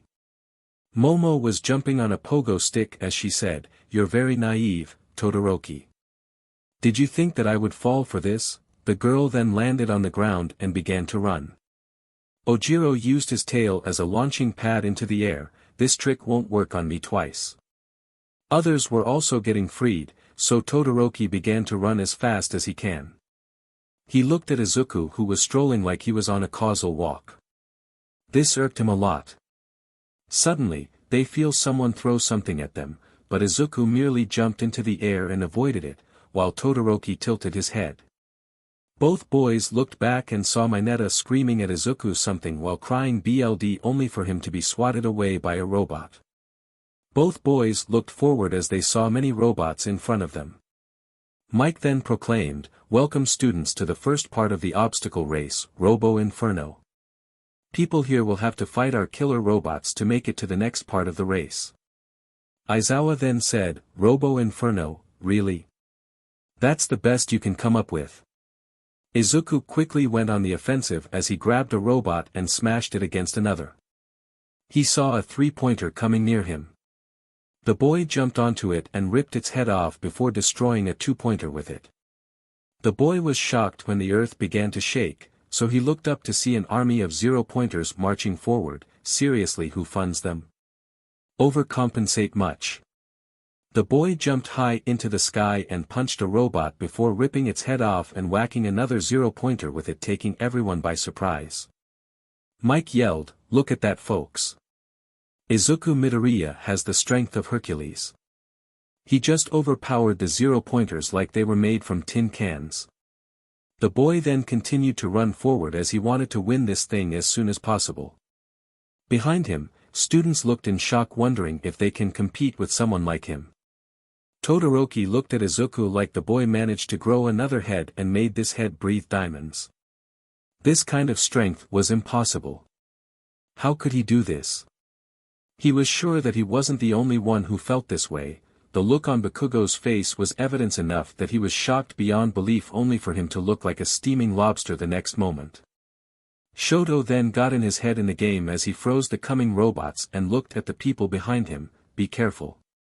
I froze those robots off balance. The giant monsters of metal began to shake as they fell, on purpose.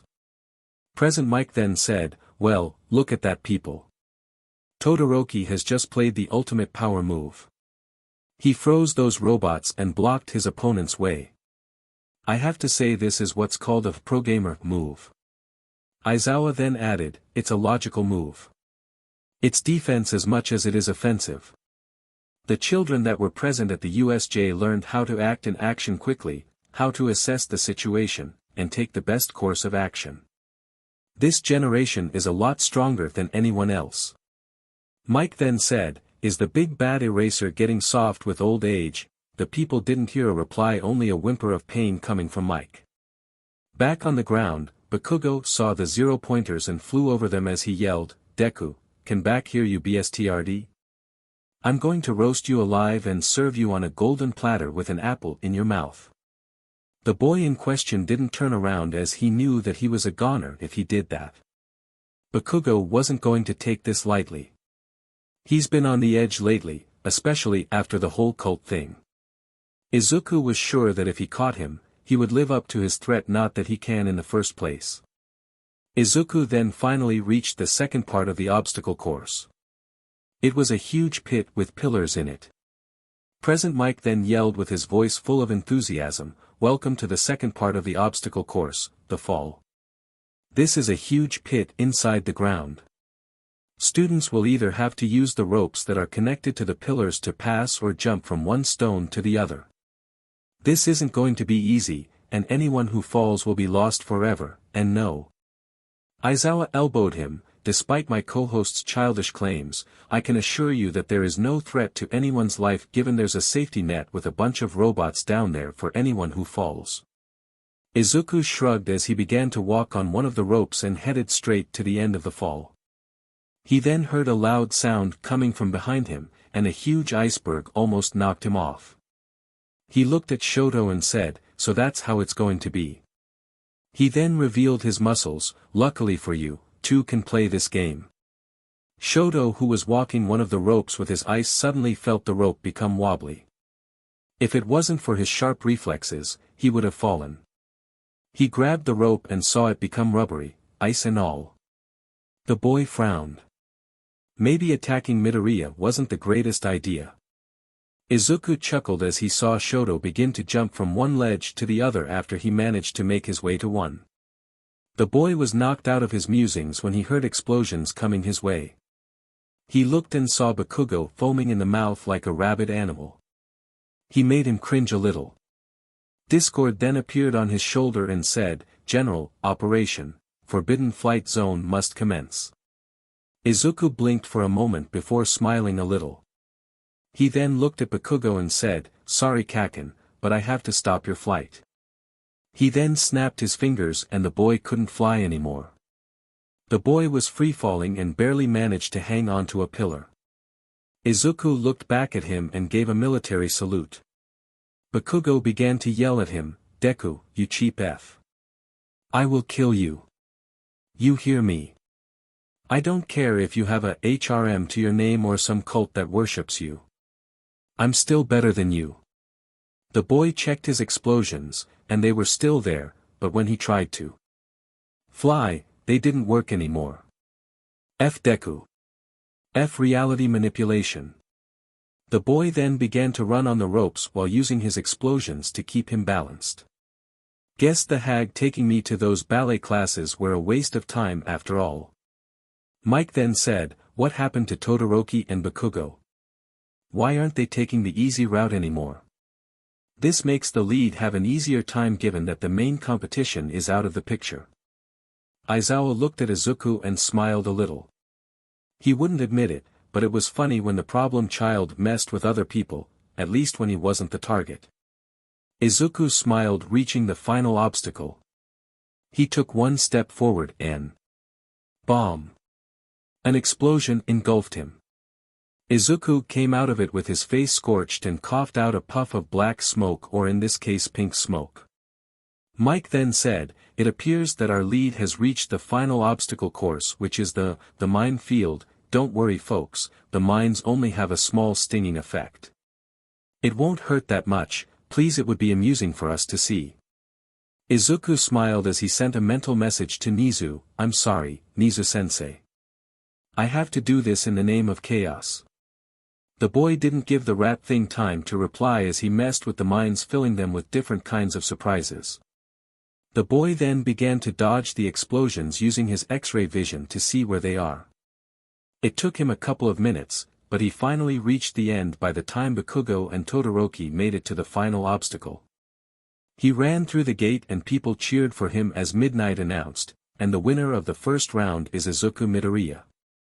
During Izuku's rampage in the robot section, Momo and Itsuka were neck to neck. The two girls were competing, wondering who would beat the other. Kendo looked at her rival, I will win today, Momo. The girls ducked as a robot's arm fell by them. The black-haired girl said, not on my watch, Kendo. I will be the victor of our little competition. The girl then made a cannon and took out a 0-pointer. Can you do that? Momo asked with a teasing smile as she made rocket boots and sped ahead of Kendo, leaving the orange-haired girl in her dust. The orange-haired girl saw a robot and hopped on it before stirring it forward as she yelled, onward, you dumb piece of tinfoil. The robot let out a whining sound before running forward. The hero students were busy fighting off robots and trying to catch on when Tetsu and Kirishima were stuck head and head with throbbing veins on their foreheads as they both yelled, stop copying me.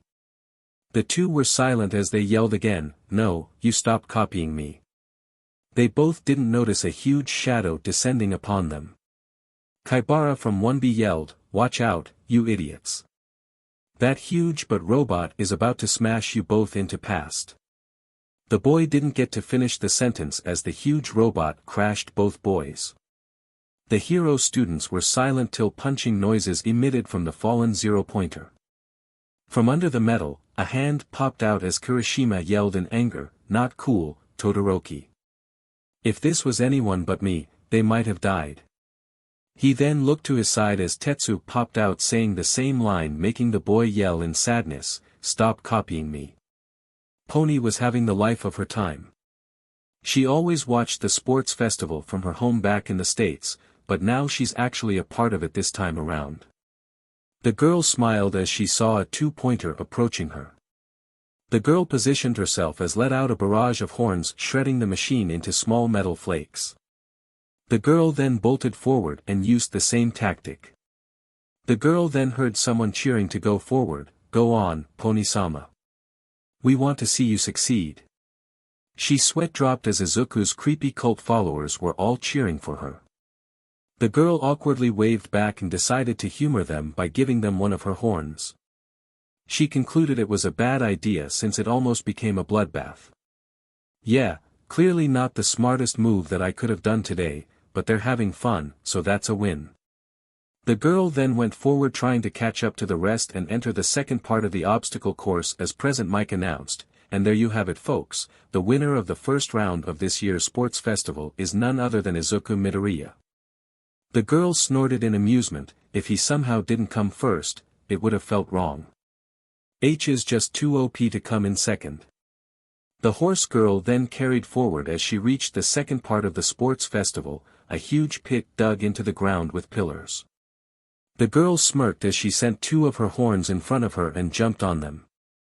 The girl then proceeded to fly forward over the pit as she said in a happy voice and a huge grin, this thing was made for me, beaches. Say you at the finish line. Kendo looked at her and said, that dumbass has been corrupting her mind. She looked at her vine-haired friend and said, Operation Protect Pony's innocence has begun. The fist user noticed no reply from her vine-haired and asked her, is there something wrong? The girl shook her head as she used her vines to make a crossway to the other side of the cliff, no, I just miss my angel wings. The girl then walked on the crossway making sure to retract some of the vines to make sure no one used them for their own purpose. Kendo shook her head as she tried to cross the pit by balancing on the ropes and falling down.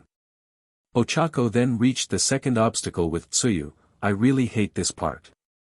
How am I going to cut it? She looked to the side and saw 2 interesting scenes, one was a purple-haired boy with people carrying him while the other one was a girl with a jetpack. Ochako then yelled, hey that's not fair. How come you can use your support gear? The girl looked at Ochako and smiled. Well, hero students get all types of training, so support students are allowed to make inventions and use them to make things fairer. Ochako rubbed the back of her head. When you put it that way, I think that it's fair for you to use support gear. The girl then used her quirk and began to jump from one pillar to the other.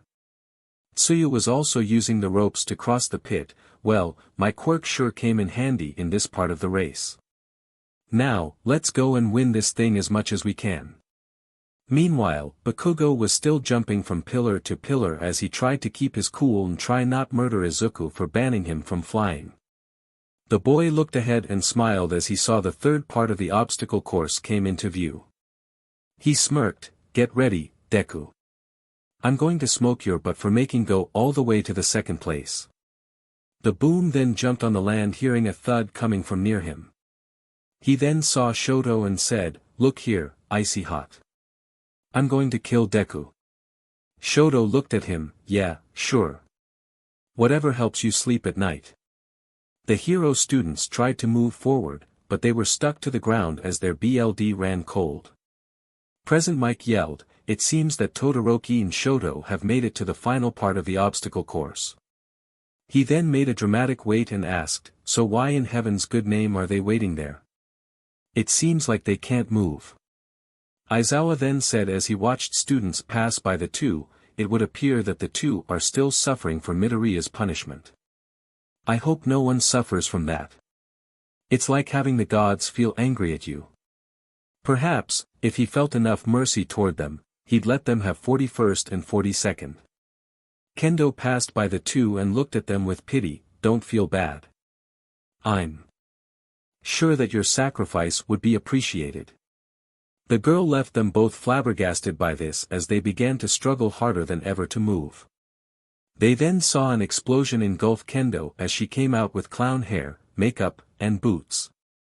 Bakugou couldn't help but laugh momentarily at the girl who was having a tantrum. The hero student then returned to trying and moving before he had an idea. Icy hot, turn your back to me. The nerd stopped us here from moving using our feet. Nothing about flying. Shoto nodded his head as he turned and Bakugou grabbed him and jumped on his back with Shoto grabbing him. We'll never talk about this ever again. Bakugou nodded his head. The blonde-haired boy then let out explosions as the two flew through the air only for them to land face-front on a mine and caused it to explode. The two boys then jumped twitching as electric hooks were attached to them sending shocks every 5 seconds. Ida passed by them giving them a salute and carrying on only to be engulfed by another explosion and the boy began to run in pain as a bunch of piranhas was biting him in the rear causing him to cry out in pain. The other student looked in horror as the purple-haired student was sitting at the back of the students and he said, well, doing this might be immoral, but I'm. He didn't get to finish this as he was engulfed by an explosion himself. When he came out of the smoke, he had hands for legs and feet for hands, and the most annoying thing, his head was on backward. Everyone watching this was laughing like a mad person when one student was engulfed in an explosion only for snakes to pop out and chase him with him screaming his lungs out. Present Mike then said, it would appear that we have to change the name of the final obstacle from Minefields to the Land of Craziness. Am I right, Eraserhead? Eraser then said, I can't argue with you on this one. Now, I also have to announce that Pony Tsunatori is the second person to cross the finish line. The horse girl smiled and hugged Izuku and then slapped him a bit. Pony grabbed Izuku and began to shake his head back and forth. Why did you make the minefield into this huge array of madness? I had a genie trying to court me. I had to pop him like a balloon to get him off my back.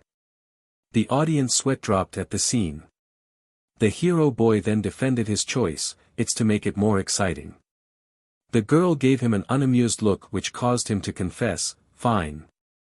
This was a golden opportunity to screw with people.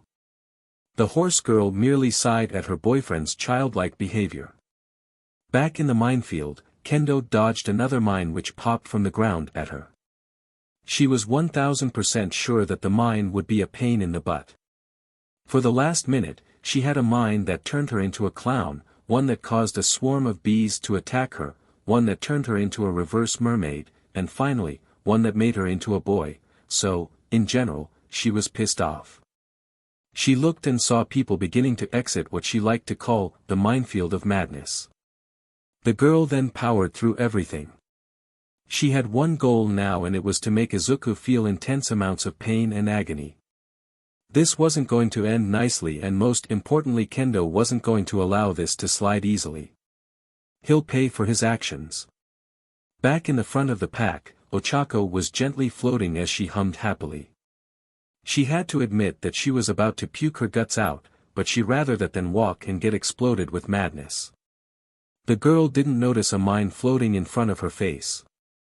A huge explosion happened, and Ochako came out intact, making people wonder what happened till the girl grew bug wings from her back and flew to the exit, making people frown that some mines would help them, but the girl flew so fast that she smashed into a wall on the other side of the stadium, but did manage to snag the 10th place. Back with Shoto and Katsuki, both boys were crawling on the ground with veins throbbing on their foreheads as they both swore to murder Izuku and make him into a human paste. They were both engulfed in an explosion which caused their heads to fall from their bodies, making their bodies walk around and trigger mines left and right, making all kinds of funny effects on them while the audience laughed at them. Shoto looked to the side and saw his father fuming. I don't know if I should give Midoriya a hug for making my father angry or castrate him for humiliating me so much. Bakugou was having different thoughts. I swear to whatever fancy gods out there, I'm going to rip Deku's. The boy's thoughts were cut off as a sign appeared over him that said, "Angry Bakugou noises." The two watched as people exited the field and they were still at the back. They were panicking till they felt their bodies float and get launched through the entire obstacle and make an exit as Mike yelled, and with that, we have Shoto in 41st spot and Bakugou in 42nd. Everyone cheered, while Mike said, "Can someone please wipe them off my window now?" The crowd laughed as both boys were smacked against the commentator's booth in the form of puddles. Aizawa then pulled out a napkin wiping Bakugou off. The man squeezed the liquid from the napkin, causing droplets to fall down to the ground which formed Bakugou, and then did the same thing to Shoto. As soon as Bakugou regained his bearing, he foamed in the mouth and yelled, "Deku, you filthy son of..." Insert angry Bakugou noises appeared over his head as he was silenced. The blonde boy then launched himself as Izuku, who was still running away from Kendo, who was using one of Pony's horns as a dagger, yelling at the top of her lungs, "Come here, and face your punishment like a man." The boy yelled, "Have mercy. I only made things more interesting." He ducked as Ochako hurled another horn at him, yelling, "I got smacked into a wall face first. It hurts." Izuku looked at Midnight for help, but the teacher looked at her watch and said, "Look at the time. It's time for my 5 minutes break. Have fun, guys." And with that, the woman walked away. Izuku suddenly tripped with spider webbings made from Kendo's pets. All students from both hero courses converged on him as Kendo stood above him smiling, "Well, well, well, if it ain't the untouchable beach." He cracked her fists and neck. "You don't know how much I was waiting for this moment." The boy then lifted a white flag and said, "Peace." Bakugou then came and said in a calm voice that sent shivers through everyone's spines, "Peace was never an option, you little piece of CRP." And with that, an epic beatdown began. Everyone was sure that people will be still talking about it for years into the future.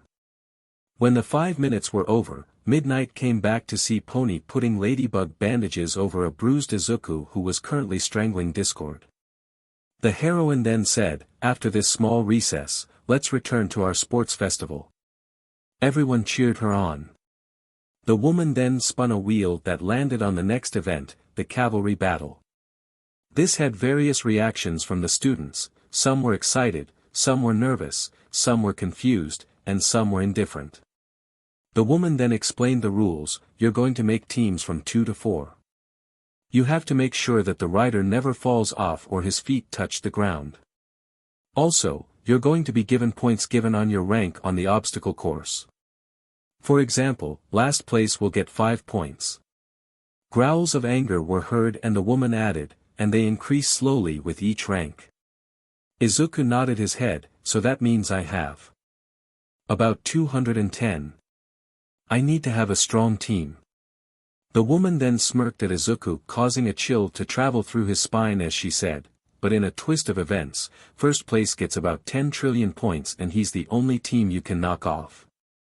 Izuku's face went pale white as everyone now looked like monsters waiting to strike. The boy gulped as everyone went to make their teams. The boy then hugged himself and began to SCK on his thumb as Discord appeared beside him. You sure didn't help yourself in the last round, did you? The boy continued his panic attack till someone slapped him upside the head. He looked up to see Pony smiling at him, causing him to hug her tightly. Pony, you're my savior. Thank you for joining my team. The girl sighed, patting his head, not wanting to tell him that nobody wanted to team with her because she was his girlfriend. The boy then had a bright idea as he used a fishing hook, threw it, and began to rail it back as Pony said, "You aren't doing anything stupid, are you?" The boy shook his head, "No, I'm just bringing us a new member to our team. And it's struggling. This means that the member is a good one." The fishing hook now stopped as Bakugou looked at Izuku with glowing white eyes as the boy chuckled, "Well, we need to see this one free." He then threw Bakugou away. The boy tried this again to have Kendo appear in front of him. "Welcome to our team, big sis." The girl slumped down in sadness, "I have no choice. Everyone is so afraid that you might target me."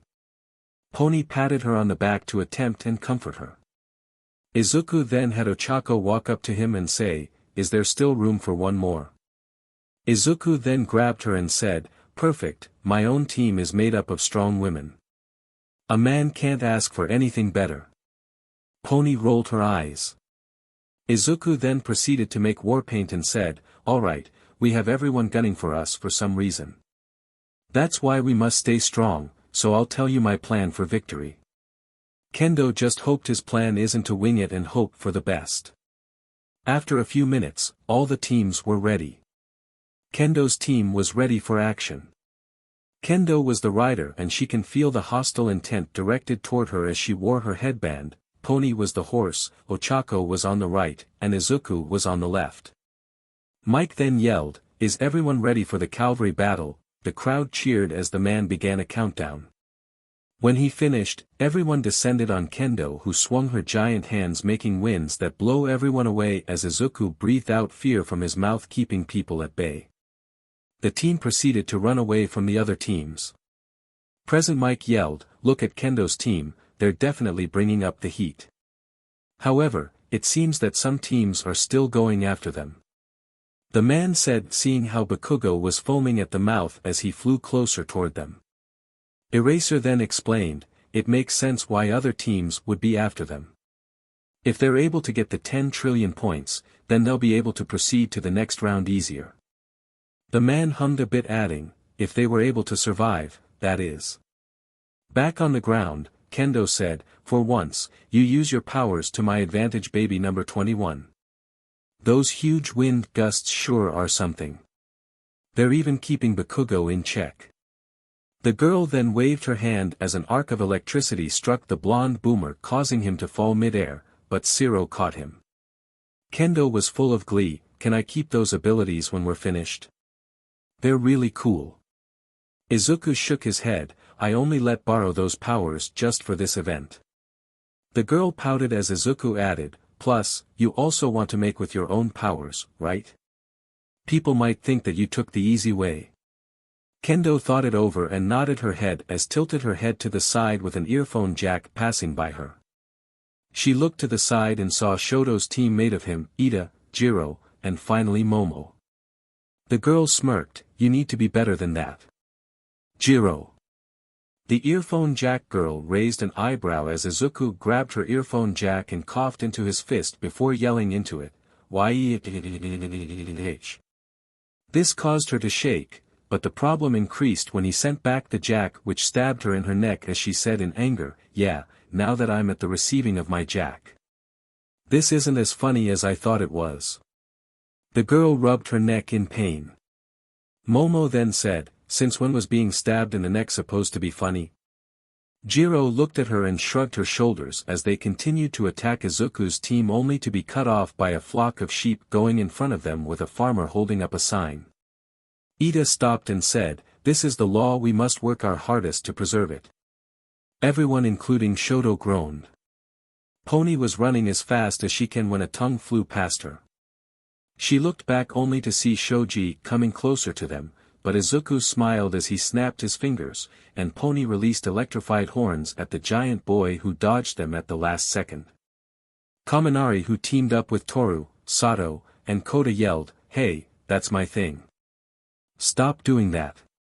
The boy, for all his efforts, only received a flick on the nose from a portal, while Toru had her band stolen by Izuku's telekinesis without her noticing anything.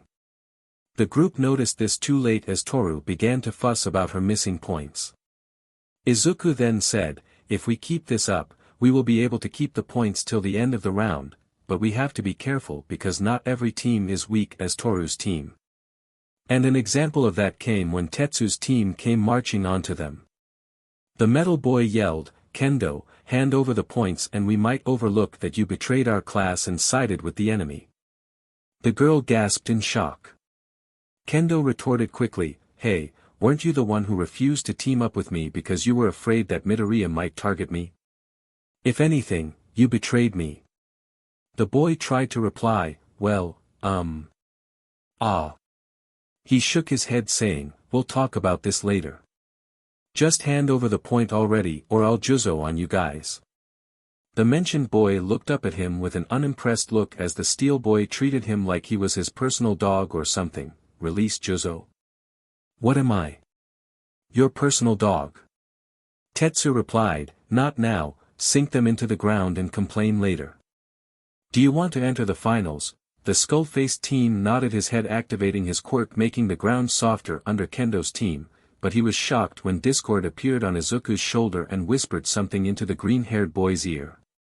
The boy then yelled, "Submarine mode activated."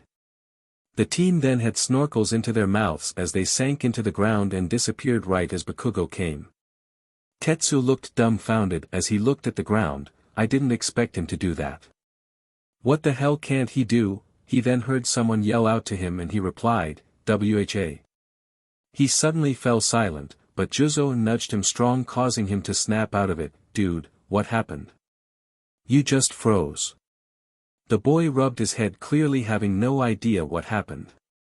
Underground, Kendo was yelling mentally, "Izuku, you dumb moron. Get us out of here. I'm starting to hyperventilate. This place is so crammed. I think I'm going to pass out." Izuku rolled his eyes as they began their rise to the surface of the ground, with Izuku preparing other plans to avoid other teams and prevent them from getting close to them. Bakugou was fuming. First, he was the last one in the obstacle course. Second, Deku made him a laughingstock in front of the entire country.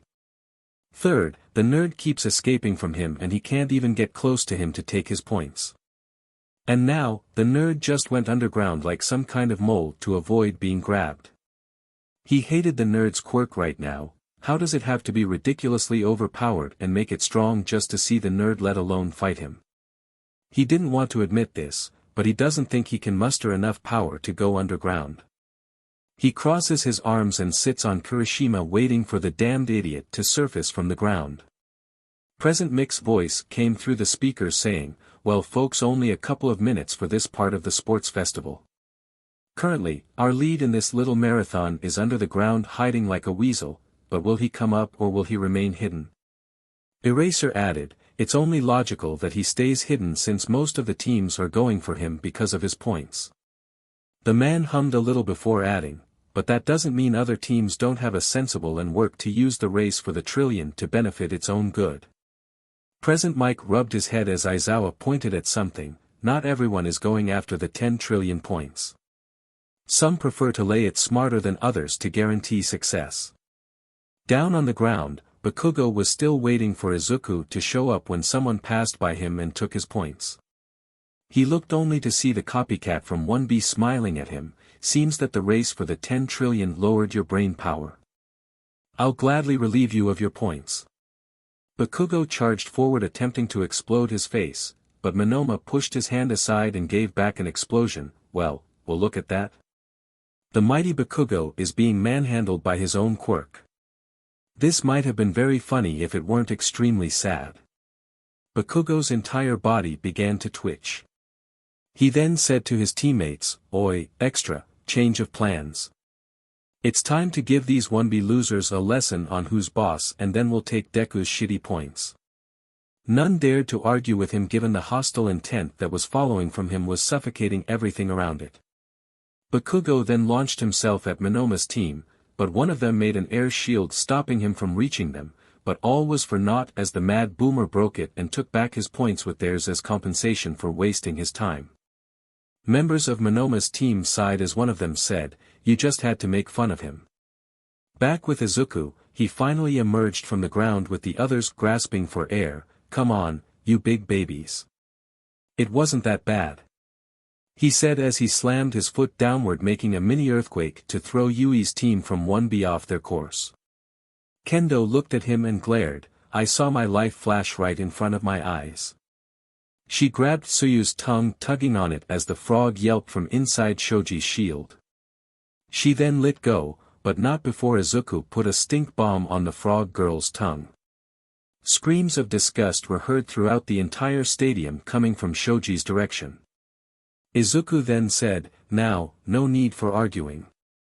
We need to prepare for our next phase of the plan because I don't think that being surrounded by all sides is good."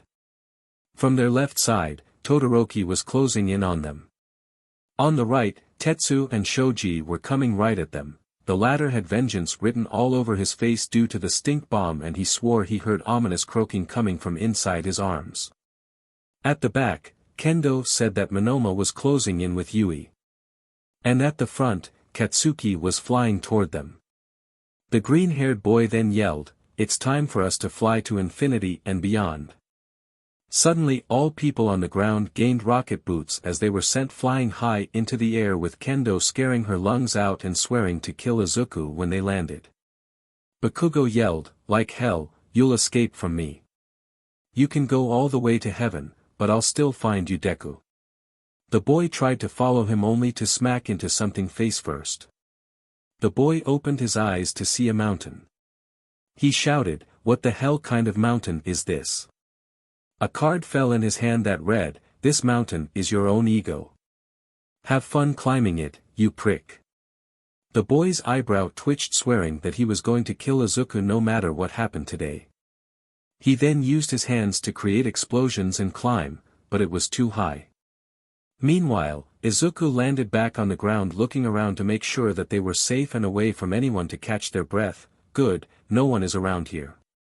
Let's try to catch our breath. This is really tiring. Now I know how All Might feels and this is tiring." Pony added, "Man, it's like they're a never-endless cockroach infestation. No matter how you run away from them, they manage a way to reach you." She then heard noises as Shoto made an iceberg in front of them while holding the most serious expression he ever had. "Fun time is over, Midoriya. Now, hand over the points or I'll make you do it," Shoto said as Izuku noticed Ida getting ready for something. The blue-haired boy was crouched on the ground in a runner's position as if he was about to run a very great distance. Izuku made sure to be ready for anything the blue-haired boy might do. Izuku tapped on his lips, "Nah, I'll keep them, Shoto. And maybe I'll take your points while I'm at it." Shoto frowned and looked at Ida. "Now, do it now. Ida."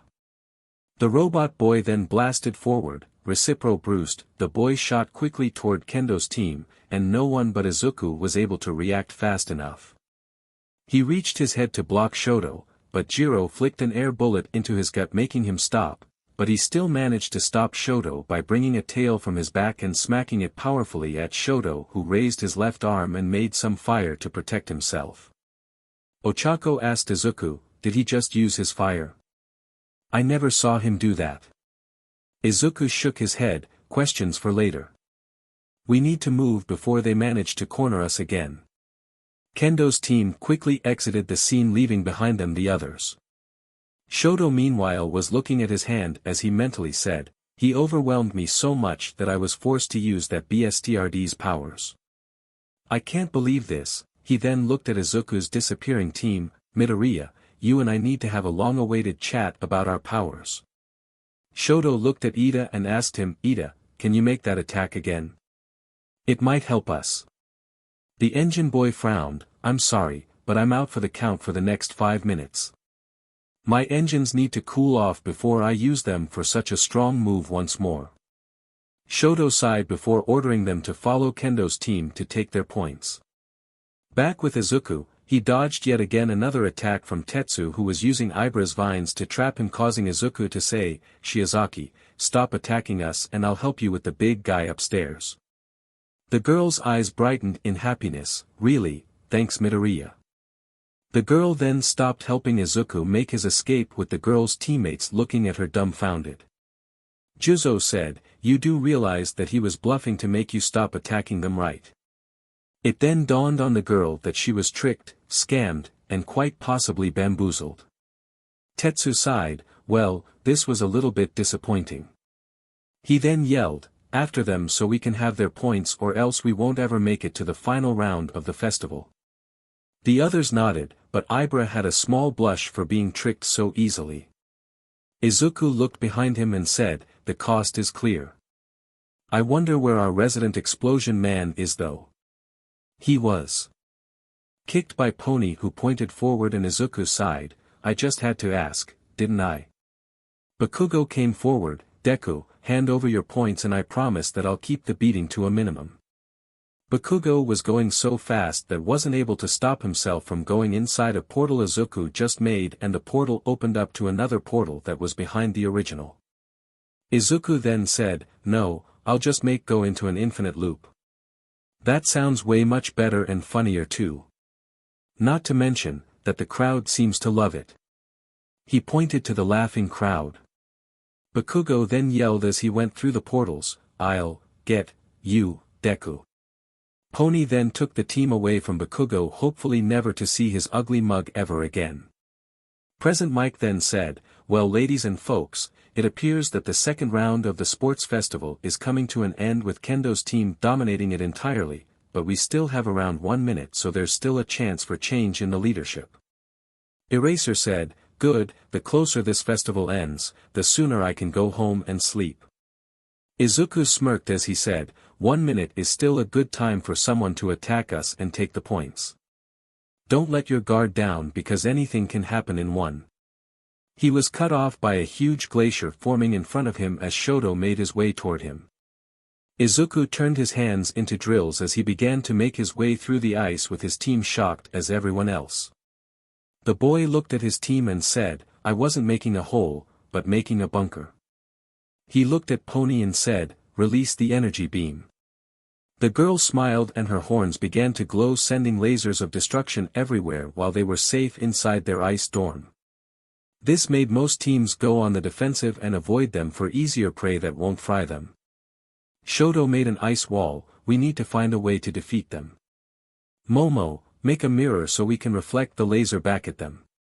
The girl opened her mouth to argue, but Jiro beat her to it, that only works in cartoons, you dense idiot. And I have a better idea.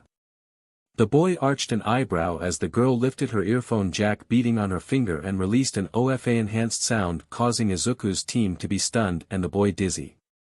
Ida then said, it's our chance to get the points. The team marched forward as Bakugou sipped by them, yelling, I'm the only one getting these F. He didn't get to finish this sentence as Present Mike said, and the time is up everyone. Please calm down your horses, because there is just no use in fighting anymore. This caused Bakugou to stop midair and fall onto his face as he growled into the ground with anger.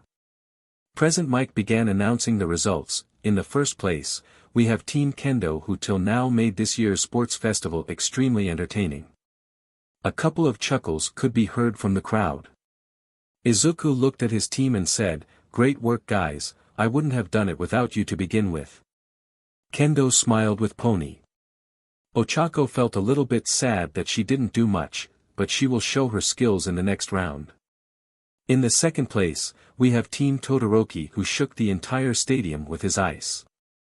Present Mike said with a smile on his face as Eraser shook his head. Momo frowned a little, I was hoping for first place, but I guess second is bad too much. Ida clenched his fist, this is all my fault if I was faster, we could have had the points and won defeating Midoriya and his team. Momo and Jiro quickly tried to console him. Shoto was currently stuck looking at his hand and Izuku. Present Mike carried on, and in third place, we have Team Bakugou. Said boy was currently having a meltdown from anger. And finally, we have Team Tae. Shinso. Where the hell did they come from? Present Mike asked before finishing, well folks, those teams are the ones moving to the final round today. Stay tuned because we're going to have a small break. Back on the ground, Tetsu's team was having a meltdown wondering how they lost their points while a purple-haired kid was whistling innocently. So alright folks, that's all for today. Stay tuned for part 5. Do subscribe, like and share for more such videos. Also check out the story and author Demon Heart 12 on FANFICTIONnet. Press the bell icon to be notified first on release. See you in the next video, till then goodbye.